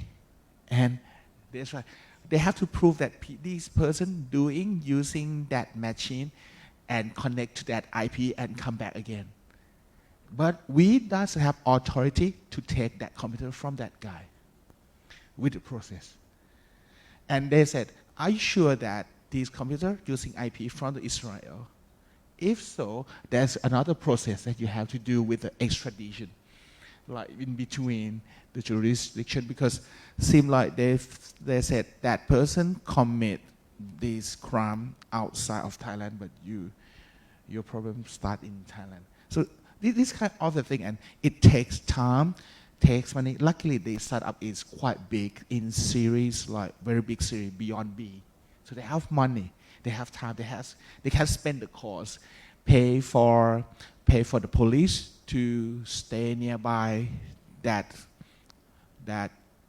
crimes, that person around, and try to monitor and see his behavior until they got something to attack him and take his computer, and we can start to do investigating. So with this story, it's showing that it's not possible for the normal people to get this investigation level, because it's spending costs. We have to pay them for the hotels to start monitoring that guy, because we need to get the identity of this person and get some information from the evidence, and make sure that that evidence can be proved beyond doubt in the court. So that's the third part that we are facing. So first thing would be like identity of that person and the way to get the evidence and prove the evidence. That I think is a problem here. And the second one would be like, is the jurisdiction challenge that many things they say that this one happened as we focusing on where the server is. So it seems like it happened outside of Thailand. The authority that's coming in to do is different, and the process is very complicated and takes time. So that's why, luckily, that lawyers from that startup, because they are very big, so they can pay for the high price lawyer to help him to process these. But unfortunately, the police, investigator, prosecutor, they are inexperienced and they don't understand technology at all. So it takes time for them to understand what we are trying to facing and how we're going to manage these. And the case is very unique because they never seen this case before. So they don't know what the real process is, and especially what they should do between one is starting to go beyond Thailand and come back. So apart from evidence and jurisdiction challenge for the process that come to the inexperienced expert. And as I told you, it's used cost and time to do that. So it's not really possible for us to protect the criminal challenges on the borderless world in this day without using or creating some technology that could help us reducing the cost. Because digital technologies more or less is used to reduce the cost of productivities or improve something like redundant or to the risk assessment for us can be like get some confidence to move with this toward this way. So I would say that is we are thinking about the sovereignty of the laws that we are using. Like this is a case in Thailand, we go for, it's called technology crime suppression division. They said they have a very FAQ for us. Like if you got a fake Facebook account showing that it's you, but you want to execute something against that fake Facebook account on the Facebook, they have shown the way how to do that. All the way through is to showing me how to report the Facebook and bring them down. Nothing related to Thai government or Thai laws at all. Even Google, Instagram, they do the same thing. What does it mean? It's official Thai government from the police department, but nothing that Thai government can help Thai people who got this problem online. Only we have to go with Facebook or Google and follow their terms and conditions and their rules. So I feel I discussed into the start, I feel like, why do we need to register our company in this country if this country cannot really protect us with the laws or sovereignty that they have? So this would be the problem. So one's trying to think as a technology is not a lawyer or people in the laws. I would say we are working on blockchain, and with this problem, would that be a problem that we need something like a universal governing laws that need some consensus, automatic consensus between the country for the treaty, for us can process something faster and lower cost, for we can use technology to help everyone or process their case with a cheaper price and more effectively, without afraiding that we are gonna have problem with the extraterrestrial or get a geographical limit on doing the jurisdiction or investigation. If that's so right, with the blockchain thing, I think because we need consensus, and blockchain was creating for the consensus would that be have any chances if we can use this technology plus with the AI auditor to do the risk assessment and improve the process of jurisdiction that needs something in between the country that is not quite clear? But I'm not too sure about in the global views about the laws and circulations and how to apply to the local conditions between the laws of these. But somehow, would that be a nice idea to have a thing to think that maybe between the cybercrimes we may need universal laws and trying to get some technologies to get a consensus and adapting to this case to improving this situation. So, I mean, in a funny kind of way, that's very interesting. Your example is terrific. Also takes us back to the last panel.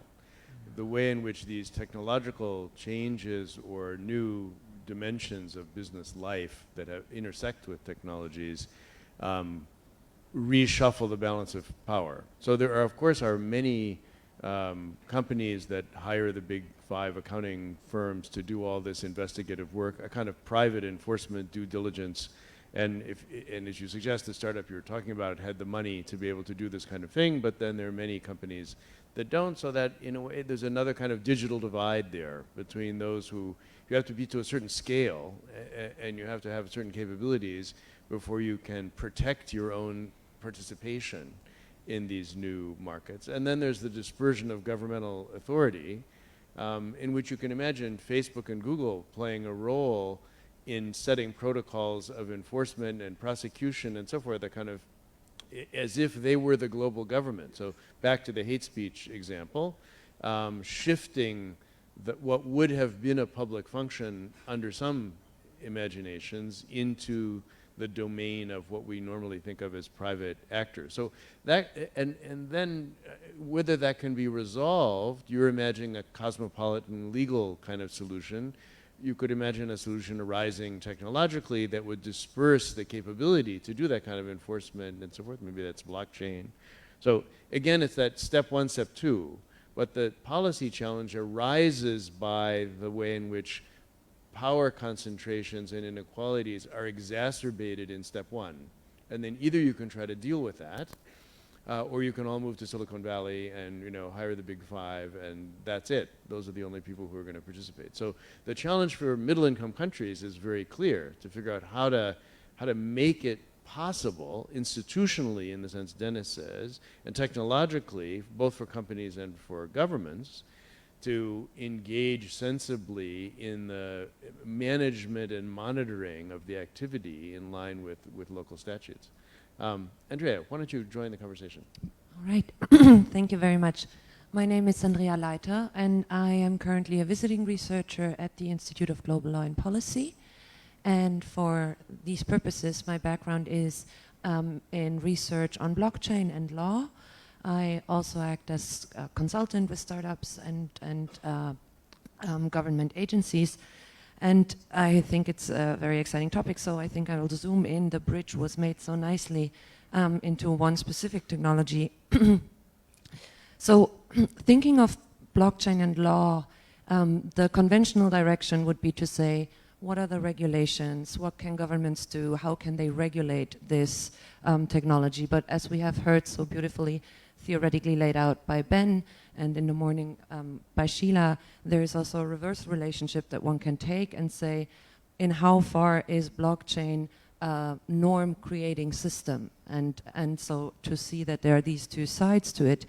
And I think in order to make a point about how blockchain is particular in that kind, I would just make a very brief pitch of how to understand blockchain or how to think about it in order to illustrate that point. And so the first step for thinking why is blockchain so fascinating, what is the thing, is to go back to the first blockchain, the Bitcoin blockchain, and to see what it did. And the Bitcoin blockchain solved a very particular problem. And that problem is of digital spending. And so if I have a $10 bill and I give it to David, then now David has the $10 and I don't have them anymore, and he holds the value of those $10 and I don't. If we want to do that digitally, then we think of a little screen, and on my screen it should say -10, and on yours it should say +10. But so I could do the thing and say +10 for David and +10 for everyone else in the room as well. Who and how do we know that actually the value is transferred in that moment? And so far, the solution to this has been banks. Banks who keep the ledger and who keep the ledger straight. So it's the institution that does it. And so the magic of Bitcoin was to introduce a system that is a decentralized computational system. So it's a network of computers that all hold the same ledger. And there is a crypto part to it, so a cryptographic part to it. There is game theoretical incentives as to why that works like that and how that works like that. But for this conversation, suffice it to say, what it does is it enables this peer-to-peer digital trading without needing an institution. So that's the grand thing. And then Ethereum came along as the second iteration as a blockchain that then said, oh, so you can do that with transactions. You can also do that with all sorts of other things. We can keep the ledger for everything decentralized if that is the goal. And so the interesting things to take away from that for this conversation, I think, is to say, one, it is a peer-to-peer network mechanism, and two, it has automated execution. So the code runs on all the computers in the network, and as long as there's one left standing that runs the code, the blockchain is active. So in order to shut it down, you need to have a level of sophistication that you can have 50 plus 1 of the computing power, depending on, there are technicalities to it. But again, just suffice it to say, it's very difficult to shut it down. And it just keeps running exactly as the code is set up. And so from this perspective then, if we think back to thinking as law as a challenge of regulation in the sense of regulating a technology and the technology itself being a mechanism of norm creation, then blockchain has a particularity because it is so censorship resistant. So it is a way in which you can have some sort of social organizing that is organized bottom up and that just does whatever it does. And then you can see how the regulator can attach to that or regulate it or not. That is the secondary question. But it is a very powerful technology for making things run and just go with them. So in a sense, if you think then for that, we have heard a number of different examples here, and I think that maps nicely onto that freedom of speech questions. So you can have a blockchain-driven information thing. So you can have news on a blockchain, and it's very hard for any government to be able to take it down on that blockchain. Now then, where can the government attack? Obviously it can, or attack, where can the government, that's the wrong wording, where can the government regulate is, it can regulate the institutions, the companies that are there, the institutions that want to work with it, so the physical entities that are in the jurisdiction. But genuinely, it is a technology that can operate transnationally. So it is a challenge to have it regulated. And in a freedom of speech situation, you could find that a fantastic thing. On the other side, we have also heard the tax question, and then cryptocurrencies, of course, is the question of how do you tax them? How do you tax the revenues that come from that? How do you even know who made what on it? So even though the ledger is so transparent and can be traced all the time, one question is that of anonymity. Anonymity is a possibility on a blockchain in many ways. So if you don't have identity, then it will be difficult to find the people you are looking for. So I would just make a last pitch of saying, for me, the most interesting bit of blockchain is the question of what forms of governance or alternative forms of governance are enabled through this. Do we now have a moment in which we can think of how people can cooperate, work together in other ways than we have known so far, in a good way as well? So can that be an opportunity? Great, thank you so much. So let me thank the panelists who needed to leave and say goodbye. I know they have an early flight to catch. We got a little bit of an early start on the panel, so we really only have a few minutes left. If any of you have a last word. I mean, I think it's been a very interesting discussion about the way in which these technologies interact with changes in governmental and legal forms to distribute power in new ways. I mean, if there's one takeaway, it's that the context for thinking about policy, whether you're thinking about it on the technology side or on the law side, has shifted in terms of the distribution of authority and the distribution of capability in relationship to these new forms, and that the global dimension simply compounds that difficulty. Now that's not an answer, but it suggests there is some kind of interesting revolution going on in the scale of difficulty that's confronted by governments who are still thought of as kind of national, territorial jurisdictions. You need to register your company here because it's a Thai company and it's Thailand and it's within the map of Thailand, but somehow that doesn't speak to the reality of the space within which you're actually operating in some way. And similarly, when you talk about where you can regulate the institutions, but there's this other kind of spatial relationship going on that simply executes itself in some way. What were the norms that made it possible for that to happen, and where did they come from? And surely it makes some kinds of things go fast and other things slow, and at some points of access and some points that are more difficult to access, and who figured that out? So who's the Google behind that, and how did they regulate it in the way that Facebook's regulating hate speech, or Google's and the accounting firms are regulating enforcement?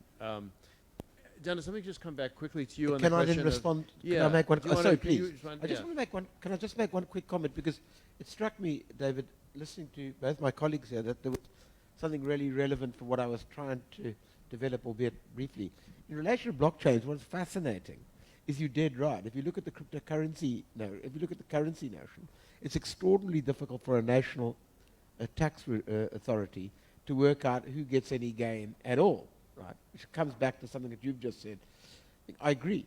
But it is interesting that many of the tax authorities that I've been speaking to have been trying to grapple with the way if the large global chains can use blockchain technology to track their goods and services to ensure, in a sense, an integrity of the global value chain, then is it possible that you can use it in the same way to track the flows without people destroying linkages so that you can actually find your way there? So this wonderful dialectic between, on the one hand, that it's a negative for an authority, but it might be a positive, is really an interesting point. And if I may emphasize, of course, you're right. One of the greatest problems, it comes back to your point, David, that national regulatory authorities, particularly in the area that I've been talking about, were always based on bricks and mortar. That every single tax system we know of in the world was always based on the idea of a physical presence. And when you don't have a physical presence, and you don't have even corporeal products, where it's all in the ether, as it were, because the stuff is done electronically, what does that say for the regulatory frameworks adopted by nation states? Which I think is why that point also becomes so interesting. But I mean, I think the promise of the blockchain, the idea that you focus on the ledger in order to do the regulation is not a new idea. That's why that's why the tax authorities are in a relationship with banks. That's why the cash register is such an important technological innovation in VAT collection and so forth.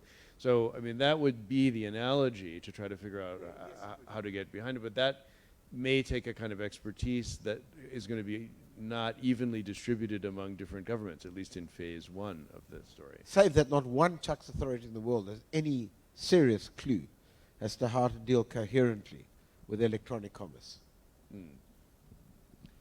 I mean, just a mini comment on this, I think then again it is interesting how and when these things touch base again. So the blockchain space is self-sufficient for everything that happens on the blockchain. So the trading within one cryptocurrency that stays in there, you can have it almost untouchable. So if you do not reveal the identity of the wallet address ever, there is no way of understanding what is going on there. So then the question becomes, when do you need to step out of this space? So how do you, so if you start making payments in Bitcoin, the question is, how much will you be required to reveal your identity? Will you just walk in and it is like a digital cash thing and you do that and that's it, and you walk out and you made a transaction, no one can know it was you? Or does it have to be different? And in the moment, I think the big place where tax authorities can focus their attention to are the exchanges, because you need fiat currency to buy a crypto, and you cannot do that without revealing your identity. Yes, of course, absolutely. So long as that's true. Yeah. So long as, Somehow, Last thought, please. As we have, I used to explore to develop some products on the blockchain. The key thing that we got problem is once you program in the blockchains, you have to need a very, very clear logics inside. It's not like developing typical software, because once you develop typical software, you find some bugs, and you can go there and debug and solve that. But with blockchain, you need very clear logics that without bugs, for you can implement, because once you implement on the blockchain, it's untouchable. So sometimes we used to deploy that demo with our customer, and we found that like sometimes it's too rigid. So there's a very interesting parallel with law. So there's the promise that blockchain would produce seamless contract enforcement. So a kind of like, there are formal contracts, and you imagine that there are all kinds of rules about formal contracts, and now you can have formal contracts that are self-executing and that will happen automatically. But anybody who's ever dealt with a form contract knows that there are also glitches, and that there's a need for judicial scrutiny and to try to figure out, well, I know it said it, but in this circumstance that isn't exactly what we intended, and so forth. So that safety valve, even on a form contract, is the kind of thing that's missing when you start trying to do things through blockchain. So it's not just the anonymity, it's also the automaticity that seems like a panacea. Wouldn't it be great if all contracts were self-enforcing and you could get rid of judges like you, Dennis, and we could, do without lawyers and so on? But there's exactly the same problem there is with software, that it's too rigid for all kinds of purposes in the way that form contracts are also too rigid for many purposes, and in particular too rigid for some players. So the classic legal problem is that the weak are the ones who need to be protected from the rigid form, whereas the strong can write the form in such a way that it's beneficial to them. And so there's a kind of power dynamic that goes with the automaticity of formal contracts, and so that would be exacerbated were that to be rendered automatic. So again, you see the parallel between what's going on the legal side and what's, exactly as you say, going on the software technological side. They're not as such different domains, and they face many of the same challenges. And I guess I would say if there's been one lesson of the whole day, it's that the policy world, the legal world, and the technological world are not as dissimilar as we sometimes imagine, and that the kinds of changes that we're confronting globally in this period of the early mid-21st century are common across those domains, and they intersect in all kinds of interesting ways. So it's much more complicated than technology moves and law follows. It's that in both those domains, these kinds of challenges of formality, rigidity, dispersion of power, inequality are being confronted in new and novel ways. Let me thank all of the panelists. It's been a fascinating discussion, and our hosts in TIJ.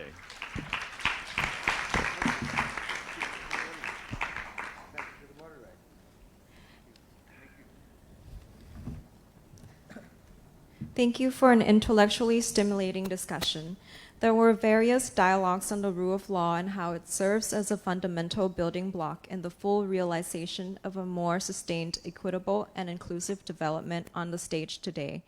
I believe that it would be beneficial if Dr. Matti Joutsen, the special advisor to the Thailand Institute of Justice, could kindly present a rapporteur summary to highlight the key findings and conclude today's event.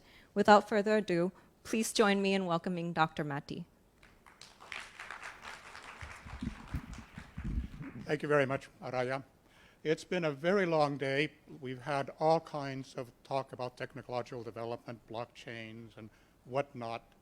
A good friend of mine, the Supreme Court Justice from Sweden, had said when he had entered into a meeting, he was very confused. He is very happy to say that at the end of that meeting, he was still confused, but on a much higher level. And I certainly feel that I am on a higher level after having heard all of these wonderful presentations.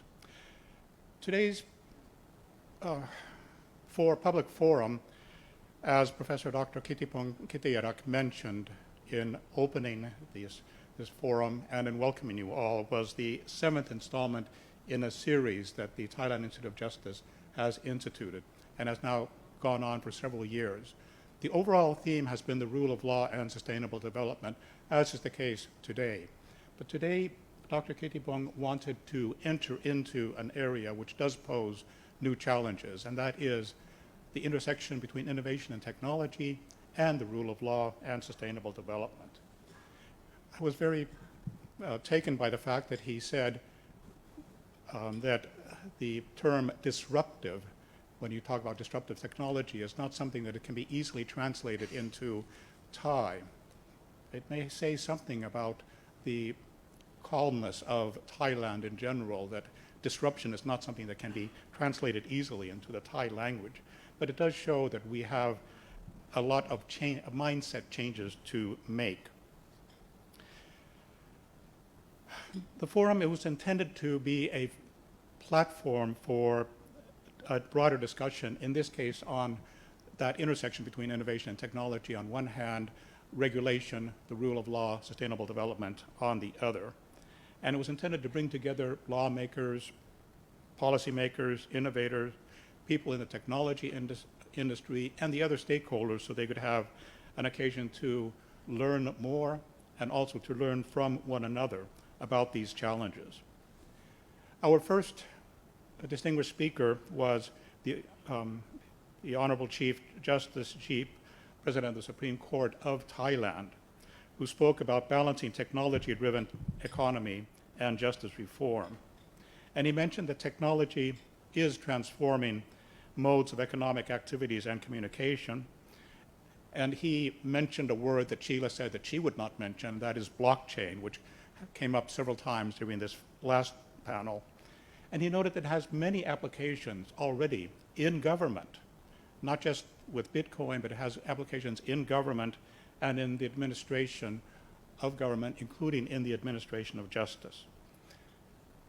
The Chief Justice also mentioned that the Court of Justice of Thailand has already taken on board technology and gave examples. For example, he gave electronic filing, electronic monitoring of people on temporary release, e-justice conference centers, e-notice systems.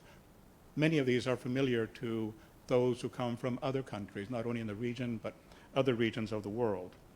And he also noted that there are many challenges that are changing our approach in the face of all of these changes, including in our attempt to improve the efficiency of justice. He did make he made several important points, but one thing that I picked up was that he emphasized that those in the justice administration field, the justice system in general, need to understand and find a balance between regulation, control, protection, and measures for sustainable development, for promoting equality, economic growth, and investment.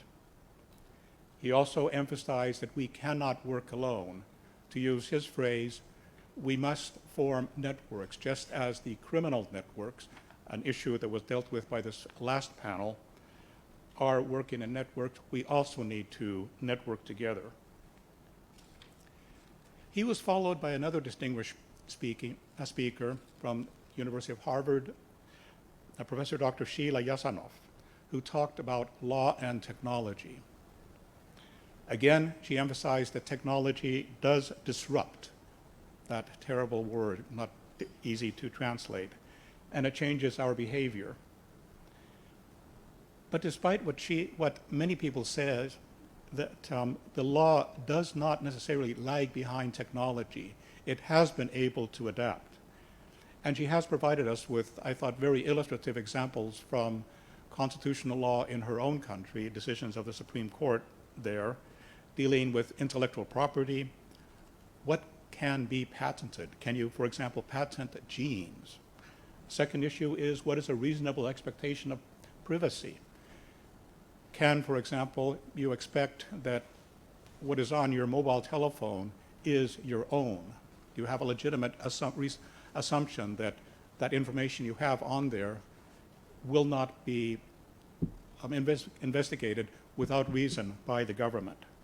And the third question she raised, again, has been dealt with in the judicial system in the United States, is what does human dignity mean in the age of gene editing?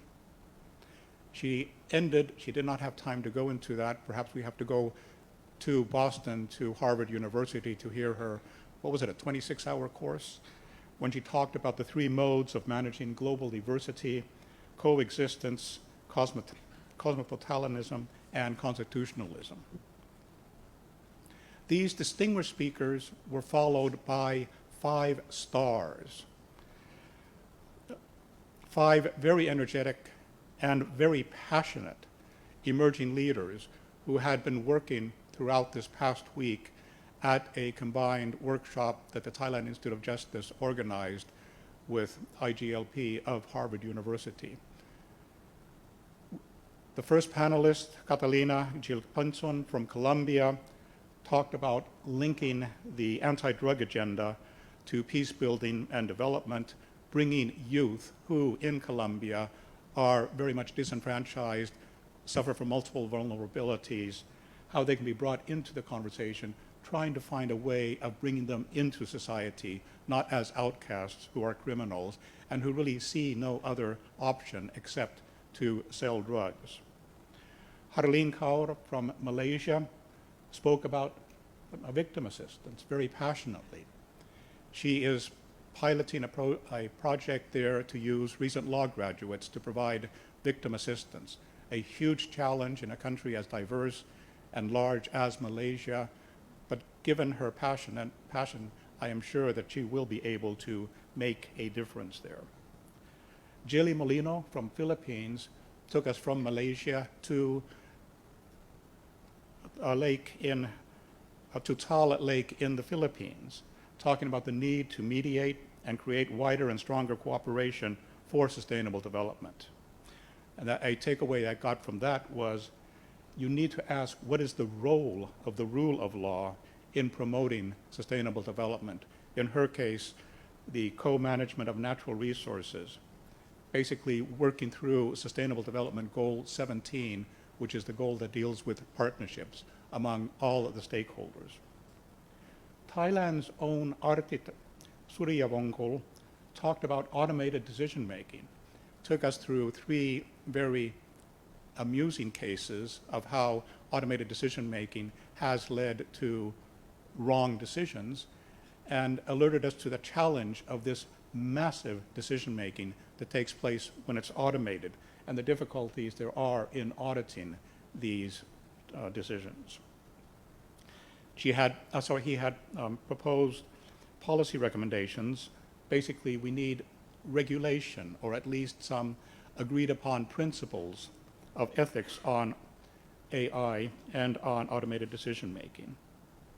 And finally, again, Thailand's own Torplus Yomnak looked at the severe issue of corruption, in this case within the Thai context, drawing attention to the fact that corruption is a huge issue. There are a number of actors on the other side who are trying to respond to this issue, government agencies, civil society organizations, even private entities, social enterprises, but they are not yet networked, at least not effectively. And he then developed ideas showing how we can use technology to respond to this. I mentioned when I spoke about these 5 emerging leaders that they were stars in their own right. One of the presenters spoke about the star, where you make a statement, you talk about it, you bring action, and you lead to a resolution. I'm sure all 5 of those and all of their colleagues among the emerging leaders who have worked here in Bangkok over the past year will make a difference in their own field. After lunch, we have had 2 very rich panels. The first panel, both of the panels were moderated by IGLP's own Professor David Kennedy. The first panel talked about improving equality and justice through innovation and technology. Helena Alviar spoke about how technology can be used to empower vulnerable groups. She was looking at the issue, or she began looking at the issue through empowerment of women, the cash transfer program, how that has helped women, but it also does lead to new questions about responsibilities. Vasuki Nesiah reminded us that there are 2 myths. When we talk about something as general as technology and innovation on one hand and law on the other, then we make a number of assumptions. And she was quite correct in challenging us that these assumptions we make quite often are myths. We assume that technology on one hand is the source of problems, and she listed several of these problems that we think that result from technology. And on the other hand, there's this wonderful myth that technology will solve everything. Again, a myth. Maybe there's some core of truth in both of the myths, but we do have to be clearer as to what these myths actually are. And she felt that the main challenge was how we make decisions about technology. That leads to the issue of regulation, which I'll come to very shortly. Kerry Riddick, the third speaker on the first panel, talked about how technology can solve the problems that it itself creates, and mentioned that we need to recognize the complexities, ensure that the losers in the game don't bear all of the costs. That, of course, requires that we are able to identify who the losers are, which, in the case of technology, is not necessarily an easy thing to do, but certainly has to be done. Sita Sumrit talked about, or provided us with an overview of women's empowerment, economic empowerment in Southeast Asia, and what kind of issues have arisen in that context. Punnamas Vitchitkulwongsa talked about financial inequality, a serious problem around the world globally, and he provided us with very fascinating data about how in Thailand it is perhaps an exacerbated problem. On the other hand, he did make the optimistic point that in one generation we have provided, or there has been a great amount of development in that in one generation we have lifted a huge number of people from poverty. He mentioned the case of China. There, indeed, enormous progress has been made, but it has been, to a very reassuring degree, more global than that. And he said that part of the equation here, part of the reason why so many have been lifted from poverty was the use of financial inclusion, and provided examples of that. And the final speaker on the first panel, Lucie White, provided examples from Thailand's own primary health care, which has, as you probably made a hasty note, been recognized in Lancet, that globally most famous medical journal. I'm sure many of you will scurry back to your computers and try to get a copy of that. She noted that the primary health care in Thailand, developed at a time of low tech, has now been strengthened through the use of technical developments, mentioning podcasts and smartphones. And a brief recap of what you have just heard here from the final panel of today, which dealt with using technology to respond to criminal challenges. Ben Hurlbut began by noting that when technology travels, as technology inevitably will, it does not have the same impact in different countries, in different contexts, but we have to be aware of what is the cultural context in which technology does have its impact. And he spoke very briefly about the jurisdictional, temporal, and institutional dimensions that we need to bear in mind. Osama Siddique spoke about the empowering role of technology, using as his example social media. But he also noted that it does have its own impact on regulation or the absence of regulation. The example he took from Pakistan, his own country, was what is the impact on free speech? And also, and I think he had certain other countries in mind, what is the impact on the dumbing down of the conversation, which is a factor in increasing the amount of populism.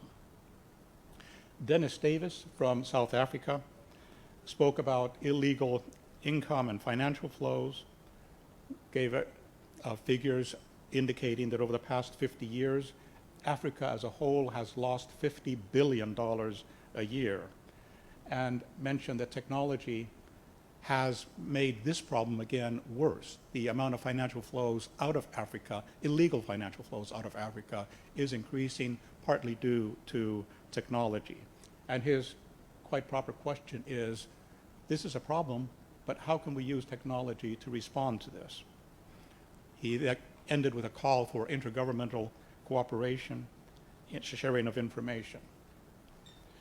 Panachit Kittipanya-ngam spoke about the investigation of cyber cases, noting, again quite correctly, how difficult it is, how time-consuming, how expensive. And one of the problems here is that many of those who are responsible for the investigations, for the prosecution, and for the adjudication of these cases, they simply have no knowledge of technology and aren't able to come to grips with issues such as electronic evidence.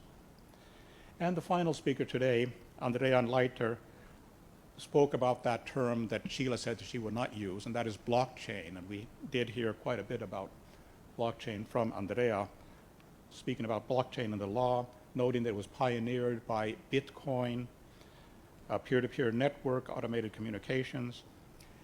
And I was very mindful of her point, saying that this is a bottom-up system, which is basically resistant to regulation. If it's bottom-up, if it happens electronically through the blockchain, how can governments even consider regulating this?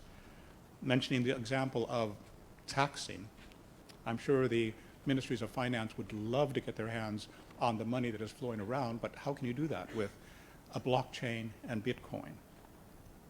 Okay, I've taken you a brief recap of each of the speakers.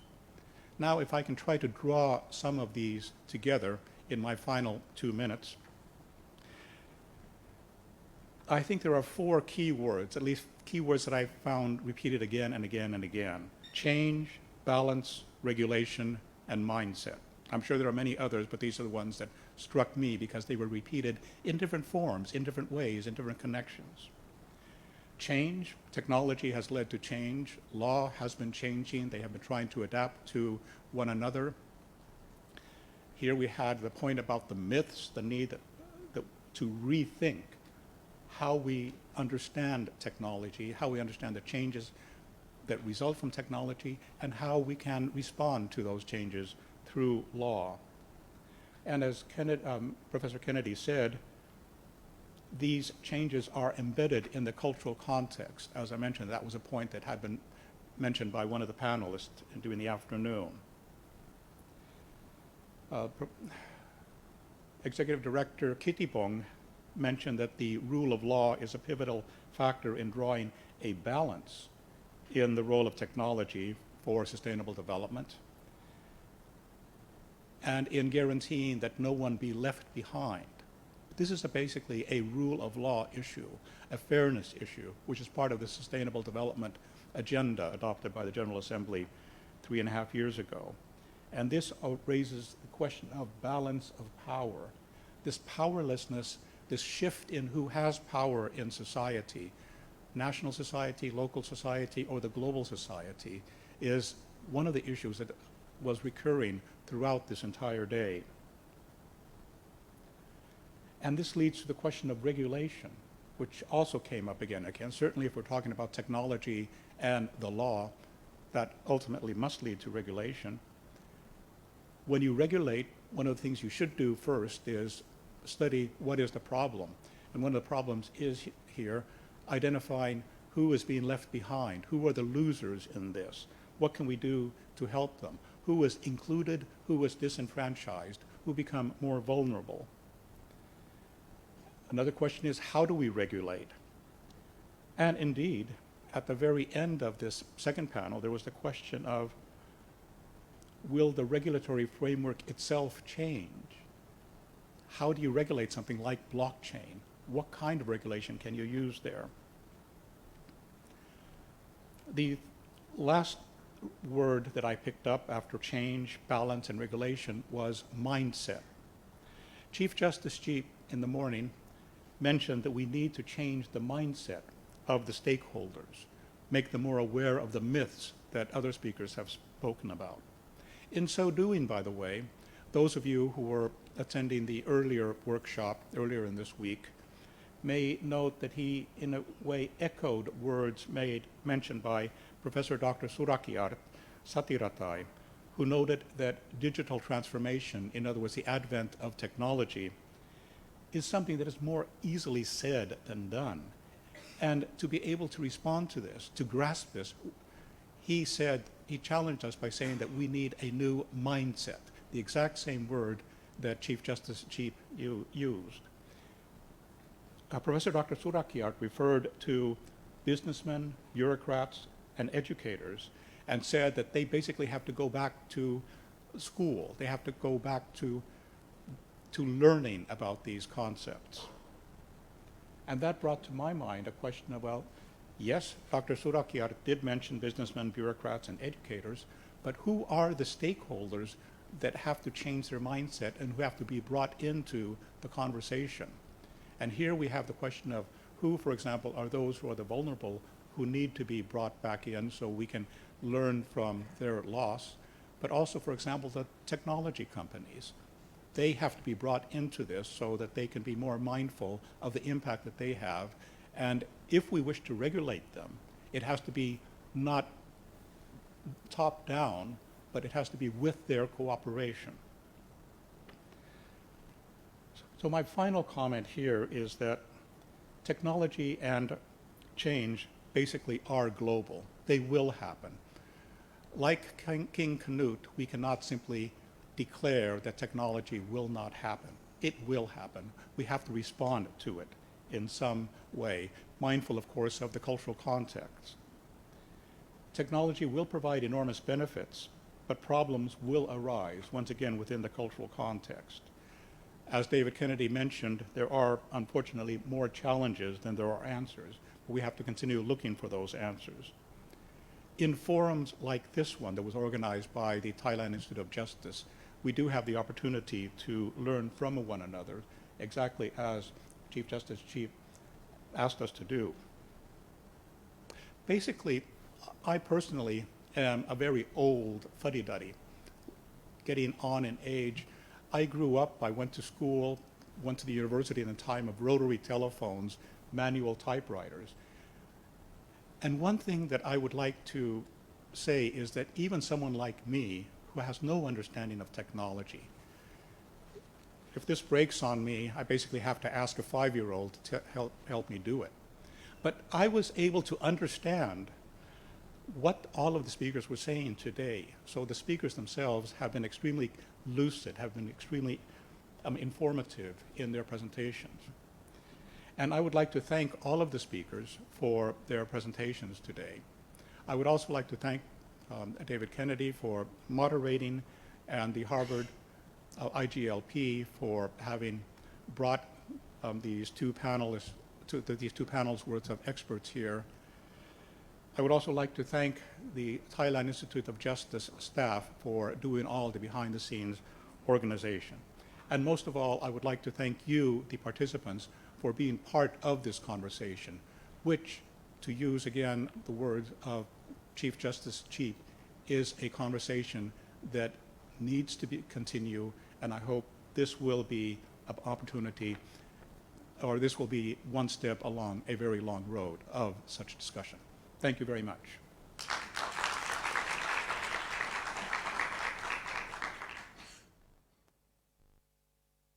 Thank you very much, Matti, for a very comprehensive and concise summary.